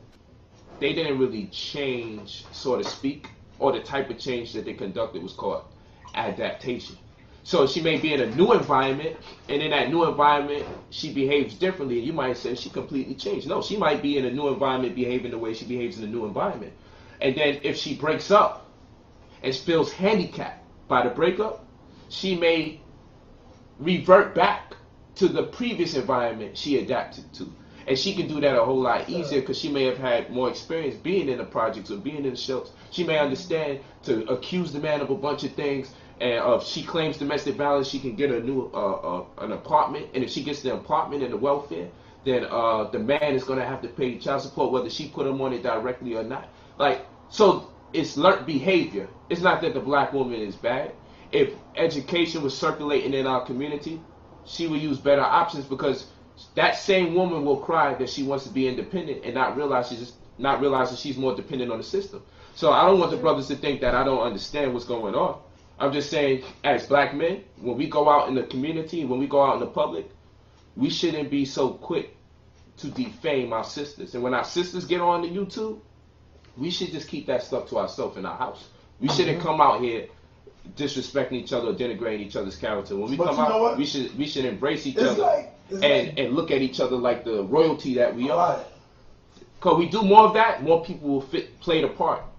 And another thing is like, they not conscious of your family. They don't give a damn who watching, because my son, my daughter, that's right. They of age now, and they go on the computer, and they see where their daddy is getting slandered. And it's like, horrible that's thing. what I'm talking about. That's where the evil is at. But then you want to talk about Polight. You want to talk about Brother Sarnetta. And you're not even looking at that or what you're doing to the brother's families. That's right. You know what I'm saying? To the babies that go on the channel. Yeah, my children I used to went in cry. the room the other day, and I seen my son on my channel. You know, Asante. He was. I'm like, yo, what you doing? What you looking at? Because I try to keep him away from that stuff. You know what I'm saying? And it's sad that you got to do that. I know. You know what I'm saying? But my son would like to see it because my son is 13. I mean, what? Damn. Uh-oh. Yeah. 13. Yeah, 13. Start getting old. My son is 13 and my daughter 13. So now they going on there and they in the room and they on my joint Sarnetta TV. So I go in there and I'm like, yo, what y'all doing? What y'all looking at? And I see it and I gotta be like, damn, you know, turn it off sometime. Because I don't want them to get exposed right now to the negative shit that Negroes be saying and doing about their father. And this is supposed to be and then look at that and be like, yo, damn, why is he saying this about my father? My father's an agent. The hell, I ain't know my father's an agent. He's looking up like, Ma, is daddy an agent? You know what I'm saying? You're right. This nigga's a bitch motherfucker, or he's a faggot, or I be like, oh, nah, and it's sad that you got to do that because you would want your children exposed to the knowledge and get this information from, you know. That's post-traumatic poverty disorder. That's the sad shit about this shit. Yeah, I know what you're saying. Because, I mean, when you have girls, think about that. Yeah. And what they say about their mothers. Right.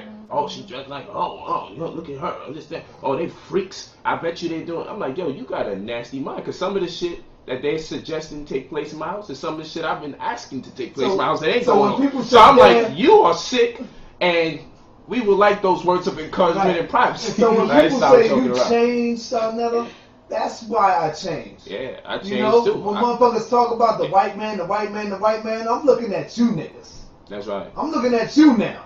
I already know the white man is always my enemy, but I'm still looking at that Negro right there. You know what I'm saying?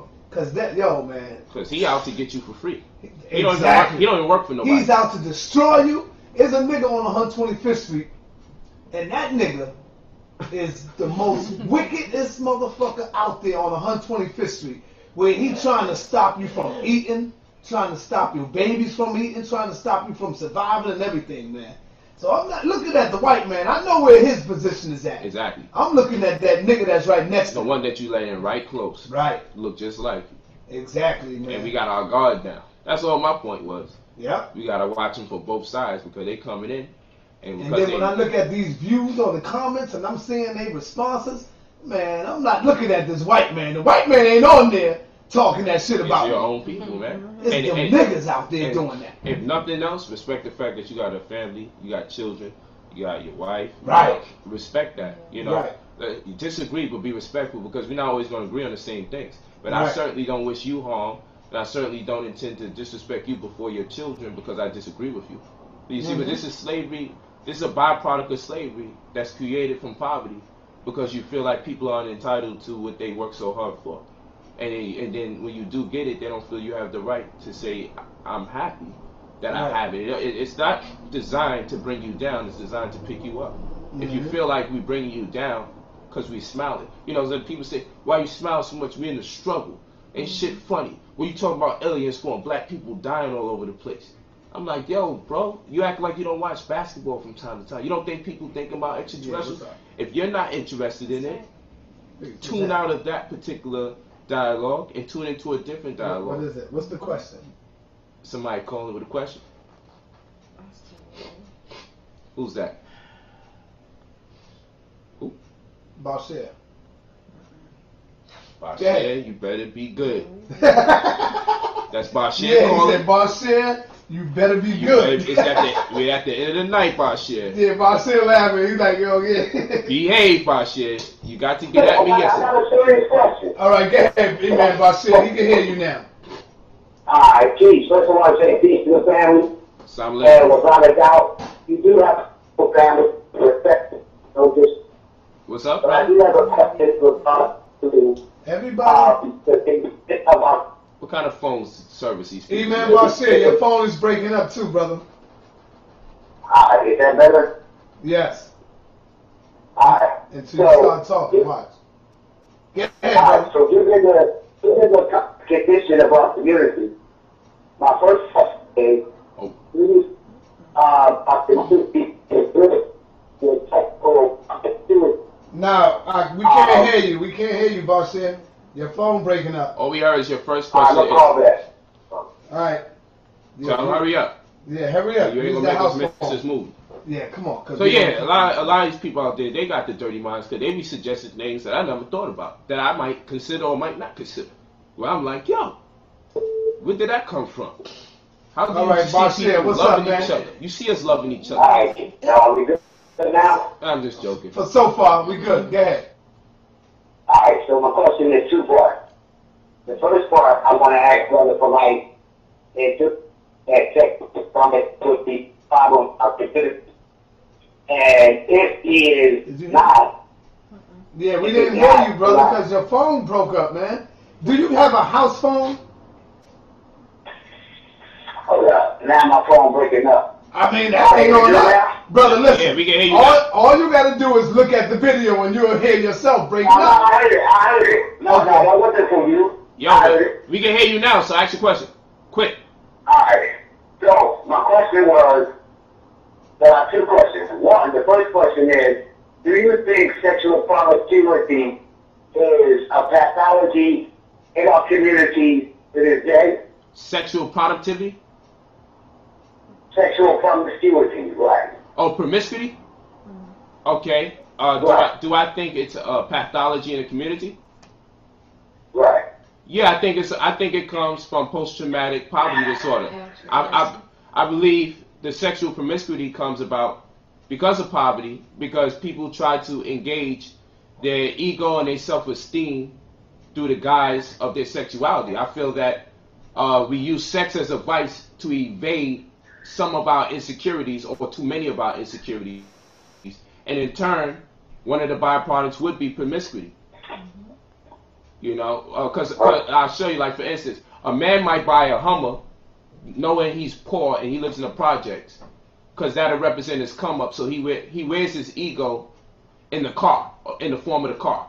A female who's low on security, sense of security, because of what poverty has done to us, or done to her more immediately or especially, she may, in light of her low self-esteem, try to be appreciated through sex, and thus become promiscuous, not because that's who she is by nature, but because of the societal constraint that is imposed upon her because of her lack of resources. You understand, brother? You got it? Yes, sir. So that's my second question. Yeah. And like I said, I really want to know, you know, this psychology behind, you know, my brother's saying. So my next question is, if that is a problem in our community, as a teacher, do you think it is irresponsible to, you know, display or allow that, you know, dress code that you allow the wives to wear in the public? Well, so what is the science behind that? Okay, I'll talk to you. I feel that because you are religious, there you go, that's exactly what we need, the phone cut. I believe that because he's religious, he perceives the world through a different set of eyes than I would. Mm-hmm. I'm a younger man. I'm not making subscriptions to Islam at this particular moment in time, nor a brand of Judaism or Christianity or any of the other monotheistic religions. These religions or doctrines in general mold your perception of people. Mm-hmm. You know, if you don't see them wearing what you believe your God suggests for us to wear, you have preconceived notions about the people that you see. As opposed to somebody who may not make subscriptions to those monotheistic religions. They may see you and may not think nothing of that, but based on what the hip-hop community suggests to them, they may say, man, you look like a homo like that. Or they may see the woman in a jalabia and wrapped up in the kima and all that. Pardon me, she may be in the kima, the face veil and all that. And they may look at her and say, man, you look oppressed. But the woman in Islam may not feel she's oppressed because the perception that her God gives her about herself as it relates to the doctrine that her man may have taught her. So I feel when he asks about promiscuity, I think it's promiscuous based on Islam and he's an imam. But I don't think they dress promiscuous based on, in a general sense, I don't believe they dress promiscuous. Because promiscuity alludes to some kind of scandal, some kind of deception, some kind of law. The connotation around the word is kind of like, it almost implies that this woman is out here to flirt and connect with another man. You understand? It's deception. They're not out there in other men's face. When you see them like this, you don't see them without me. You see us together. That's true. And with the intent to go somewhere together. Yeah. You don't see them walking around. No one can ever say, I seen his wife by herself walking outside doing something or going somewhere by herself. No, when they roll like this, they rolling with me. That's what it is. So I think what happens is because religion, and this may not be by shit, I feel like religion makes you say H-E double hockey sticks. Like instead of saying hell, it makes you say H-E double hockey sticks. What I mean by that is this. Religion makes you afraid to see what you see. You know what I'm saying? Like you might see a woman with a fat ass and go, ah! and get mad and say, I do that all the time. Oh my God, is that real? Yeah, not that her. I'm talking about the other her. Like I might go to hell for seeing that. And because of that, you say, astaghfirullah, I wish that woman would just wrap up because she's tempting me. Well, you know what? As a man, you need to have more discipline. If you can't look at a beautiful woman and you gotta hope that she wraps up so you don't become undisciplined, then you, my brother, need to introspect. You need to meditate. You need to find yourself. You should not be imploring that women condition themselves in such a way to cater to your inability to control yourself. So you're saying you're the one with the problem, not the women? The men are the ones. Any man complaining because they see a woman's shape, huh? I think that's a little weird. I ain't gonna lie to you. I think it's a lot weird. A lot of weird things going on with that. But I understand through the context of religion as it's trying to provide a certain tenet or discipline or principles. And I'm not against nobody with those tenets and principles. But what I do suggest to them is don't be so quick to judge. Because after the Jalabiyah, after the 100 raka'ats, after all the salat you make, okay, after all the dhikrs, guess what's going to happen? You still have niggas at the end of the day. If that's in a person's heart to be a nigga, you're going to be a nigga. So it's not really about the dress code, okay? But I say a lot of times like, damn, is people seeing my wife like literal flesh? Are they seeing nipples? No, they not. I have what I believe to be beautiful women, and I like to see their shapes because I don't want to look at other women. I want my wife to be my focus. Now, people say, well, what if other men focus? I think that comes natural with life. I've seen dudes holler at crackhead women, knowing they're crackheads. That's true. So I can't stress myself out with what men are going to look at. I just take it as a compliment that someone may take interest in my wife, but the burden is on my wife if she talks to another man. Yes. The burden is on her as a human being, because if she wants out of the relationship, we should speak about it, and we should have a peaceful transition as responsible adults. But I shouldn't be over here trying to watch over my wife. So tell her how to dress. She's not doing that to the women. Are not doing that to the men. Yo, don't show your shirt off when you're doing push-ups outside or pull-ups, or don't wear those tank tops. Women ain't doing that to men. So why men gotta feel so weak and so sexually undisciplined that they gotta start looking down on women? Or they see a beautiful woman walk by and they go, man, look at her. How could you be disgusted because you saw a beautiful woman walk by? What kind of religious kind of thinking is being taught to our people? I believe that this is an undercurrent of homosexuality to couple women up. In a world right now with rampant homosexuality, I think more women need to show a little bit more body. That's my opinion. I think women need to show a little more skin and a little more body to combat the violent homosexuality that's taking place. No, for real, because right now, I'm going to show you, they're using homosexuals to usurp our civil rights leaders. Like, they got a gay football player. I stopped even watching football. I don't think I could watch it this next season. I don't believe you should attack people for their sexual preference. I'm going to tell you the truth. People be mad at me for that. I don't believe we should attack people for their sexual preference. I don't believe that we should take time out of our day to ridicule homosexuals. I believe we should be the best heterosexuals we can be. Okay, and in that, through performance and demonstration, we can allure people to our persuasion. But what I must say is there definitely is a homosexual agenda. One of the reasons I believe that there's a homosexual agenda is because if you had a group of people that you were oppressing, if you can get most of the men to start behaving like females, it'd be easier to conquer them. That's what I believe, personally. Yeah, so, but we should not be supporting them either. Like, because we know that there's a gay agenda. We know that there's a gay football player getting ready to come into the league. We should not be supporting their ass either. This is what I don't like about it. Applauding them and say, "Oh man, that's good." You know, nah, it ain't good. This is what I don't like about it. One more thing. With this dude, Jason Terry, what's his name? Oh, Collins, man. Collins, who should retire by now. Come on, man. Number one, they just brought them in there just so they can say, "Yeah, we the first ones. The Nets are the first ones to bring in a gay basketball player." And I'm like, wow, he's a bum. He's been a bum for like 12 years. I don't even think he scored like 20 points yet. His twin nicer. For the 10 years, for the 10 games he's been in there, he ain't even scored 20 points yet. He should have retired. Come on, man. I told my daughter thought he was a new player. I said, no, he should be on the way out. They preserved his career, and this is my problem though. They put up the gay football player. They put up the gay basketball player.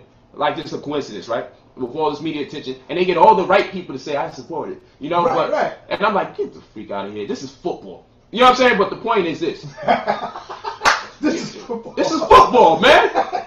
So what I don't like about it is this: he's a leader, and I'm like, hold on. So we got Marcus Garvey, and y'all ain't never said nothing about Marcus Garvey on national television. Never in the NFL, never in the NBA do you talk about Marcus Garvey. Every Black History Month, we don't talk about Marcus Garvey. We don't talk about Dr. York. We don't talk about Most Honorable Elijah Muhammad. We don't talk about none of these things. No. Malcolm X, none. We might get a smidge of Malcolm X. Right. Okay, and we know why. But so, now they wrote a book talking about Malcolm X. Malcolm X was gay. White folks. Wow. So you know they rewriting the history. They got to make everyone gay, first of all. Mm-hmm. But now this is my problem. You're calling him a leader. So I'm like, hold on. All you gotta do is get duped in the butt to be a leader now in America? Like seriously, like, cause you sleep with men, you're a leader? That's what I'm getting mad about. So they call Jason Collins on the Brooklyn Nets. He's a leader. Right. I'm like, he's a leader cause he's gay? So you mean to tell me we died with pit bulls, being hosed down, being raped, being castrated, being kidnapped? But the ones we gonna call the leaders is the people that sleep with the same gender? Seriously? So I was really offended by it because this is why I told you 2 years ago or a year and a half ago. I said black is not even a race. Homosexuality is. They like the race now. I got that. That's up there. That's the video. Classic, yo. Yeah. It's real. And I called it out then and said, yo, they are the new come up. They are the race. They got the rights black people been fighting for all these years. And I'm mad when I see black people inside of that audience winning our rights over in homosexuality paradigm. And while we over here still with nothing. But I'm not just saying that that doesn't inflict an injury that we impose upon ourselves.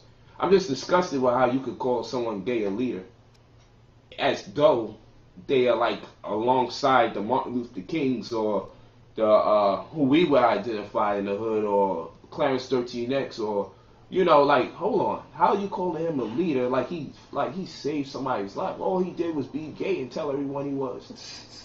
You see, like, this is a damn disgrace. Mm-hmm. So I'm uncomfortable with that. So for me, with this homosexual agenda running rampant, you know this, 10 years ago, I was telling my daughter, this seems normal to you. She's like, this is what people doing. I'm like, let me tell you something, baby. You make me feel like I'm 80 years old. I'm going to tell you something. I'll tell you 7 to 10 years ago. 7 to 10. This shit was unheard of. Mm-hmm. Brownsville, you couldn't see it. Now you see it. Jamaica, they used to be anti-Chichiman, Bogamon, you know what's really dangerous about it? You know what's really dangerous about this? When they have their parades, you know what's really dangerous? The young kids coming up, the babies that's growing up. They think that this is some normal behavior. They think it's been going on. Right, this is what I'm talking about. And that's what I'm telling people. That's the dangerous shit about it. This was injected in the community. That's why I don't respect it. It's not like a natural occurrence. You can tell someone orchestrated this through the GMOs, the foods that we eat, the media publicity, the stuff they doing. Oh, football player. Oh, basketball player. This is all orchestrated. Mm-hmm. I believe it's leading up to a homosexual president. and I'm getting out of America. I told my wives that we have to get out of here because I feel like we're going to have a first man and a second man. I feel like we're going to have a homosexual president. Represent But this. they already had that already. No, but I'm talking like Coming out the closet, you mean? Like he gonna have there's gonna be two dudes up in there. Now, even though yeah. Oh, all right, I see what you're saying. I feel like it's First man. The president and the first man. I feel like not first lady. Yo, I feel like it. This is they do things successively. They never just hey, it's a football player who's gay. Hey, it's a basketball player who's gay. Hey, no, this is leading up to something. Yep. To get people into a acceptance, into a complacency. Because they already got the elected officials. What's that white girl name? The white woman? Man, she's a white woman. Gay as can be. Oh man, she's a white girl right in New York. Come on, y'all got to know these names, man. You don't know them. What's up? Ellen? Not Ellen. She's a white girl and she got a great girlfriend. Anybody in the chat know who I'm talking about? It's just too many gays to keep up with. So back to what Bashir was saying, and you know how come? And this is not a personal attack to Bashir, but when people ask why you letting him dress like this, I'm saying, why you sound traumatized? Why you don't just close your eyes and just wish the fat ass go away? Mm-hmm. Why don't you close your eyes and wish titties go away? Like, you know, this sounds like something homosexual. I'm not talking about Bashir in particular, but it sounds weird to me. Because I'm aware of my sexuality. My wives are aware of their sexuality. They're comfortable with it. I'm comfortable with it. And you can't expect everybody to follow in your way and be upset with them when they don't. So don't, you know, as a leader, you don't feel away according to Bashir.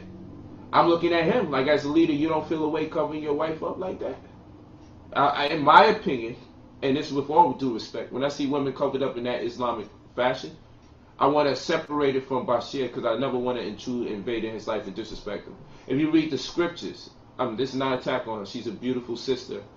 Internally, we can't see her outside. I believe she's a beautiful person in the heart because she never was offensive. So I want to make it clear again. I don't want to disrespect that man's family. If you read the scriptures, you'll find that the people that wore the face veils and everything, those were the prostitutes. Those were the ones that had to cover themselves up in shame. This is in the Bible. It may not be in the Quran, but it's in the Bible. So when someone seen somebody dressed up like that, covered up, it was believed that they were a prostitute. It was believed that they should walk around in shame and hide themselves. Be that as it may, whether it is true or false, I too have a conviction that when I see women all covered up, I wonder about their self-esteem. I say shake it if you got it. Flaunt it if you got it. But I was told too, and I don't think she's being disrespectful. I was told too that when you see the women covered up and they face and everything, that's because it was sand deserts out there, and they was using a veil that covered their face because of the sand that was blowing. So why are we doing it now? If that's the case. No, I'm just saying. I'm you know what? And I meant to ask my brother about that, but I slipped that. I think that's going to be the next question I have for him. You know, what do you know about that? Do it have some truth to that or something like that? I believe it comes off as oppressive, but if the woman complies with it, conforms to it, it's not my business to impose that idea on her. Right. You feel me? Right. So when someone says as a leader, what are you doing? I'm leading. You know, I come from the hip hop generation. I'm an 80s baby. You feel me? So this is what we're responding to here. You know, people feel it's confidence, it's conviction, we feel good about ourselves. We're black. We have this hair, we have this complexion. You know, we have this body. You know, we have these beautiful damn lips. Hold up, man. That's what You an 80s baby? I'm an 80s baby. I'm young, bro. Brother, in the 80s, you was running around with doodle diapers on. It's true. You had to say it like that. And it could have been a clean pamper. And my pockets was fat in the 80s. I was outside getting it in the 80s. Remember, we got to tell that story. Remember? Yeah, we supposed to go around. Yeah, that was in the 80s, brother. In the 80s, I was getting it. Cream, dollar bill, y'all. My pockets was fat in the 80s, so you was running around with a little doodle diaper on, mama, badu. Mm-hmm. Man, listen, man, I was getting money in the 80s, brother. That's right. Damn. I was just a toddler. Right. It's just a toddler. I'm picturing you right now and shit, you know? So, what I'm saying in closing, man, we got to close out, man. I'm Make sure y'all get to this I'm a leader, and this is how I do my lead. You know what I'm saying? So when he says that, it comes off almost insulting, but I believe he meant it, but not in a horrible way. But I just want him to know that this speaks to another group of people, and then other people just understand it, even if they don't appreciate it.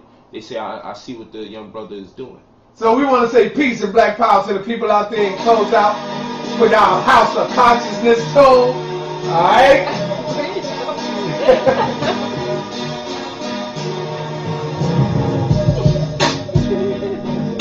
Yeah, let me see y'all two dance.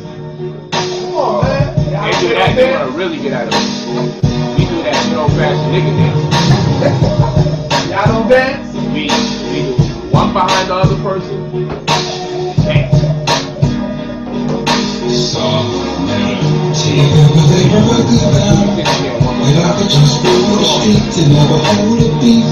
Peace to the family out there, Black Power.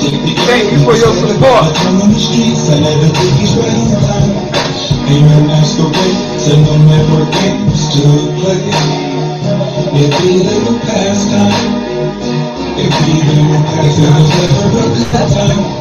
If we could just live in peace, it didn't kill our peace, and no more walking no red line. Ain't no stopping, it's the consciousness, the dropping, helping people to see if we could live in the sunshine. You had to repage, you had to refresh so you could see the new comment. Would that be the last time? Soft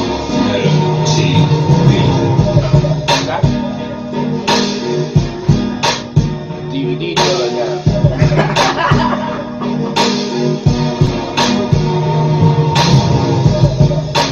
White woman is gone.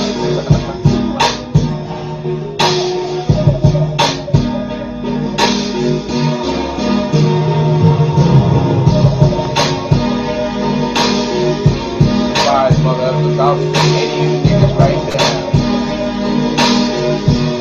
$5.99 per minute. Nice top of this wing. Little college, big face. Shades, and an afro.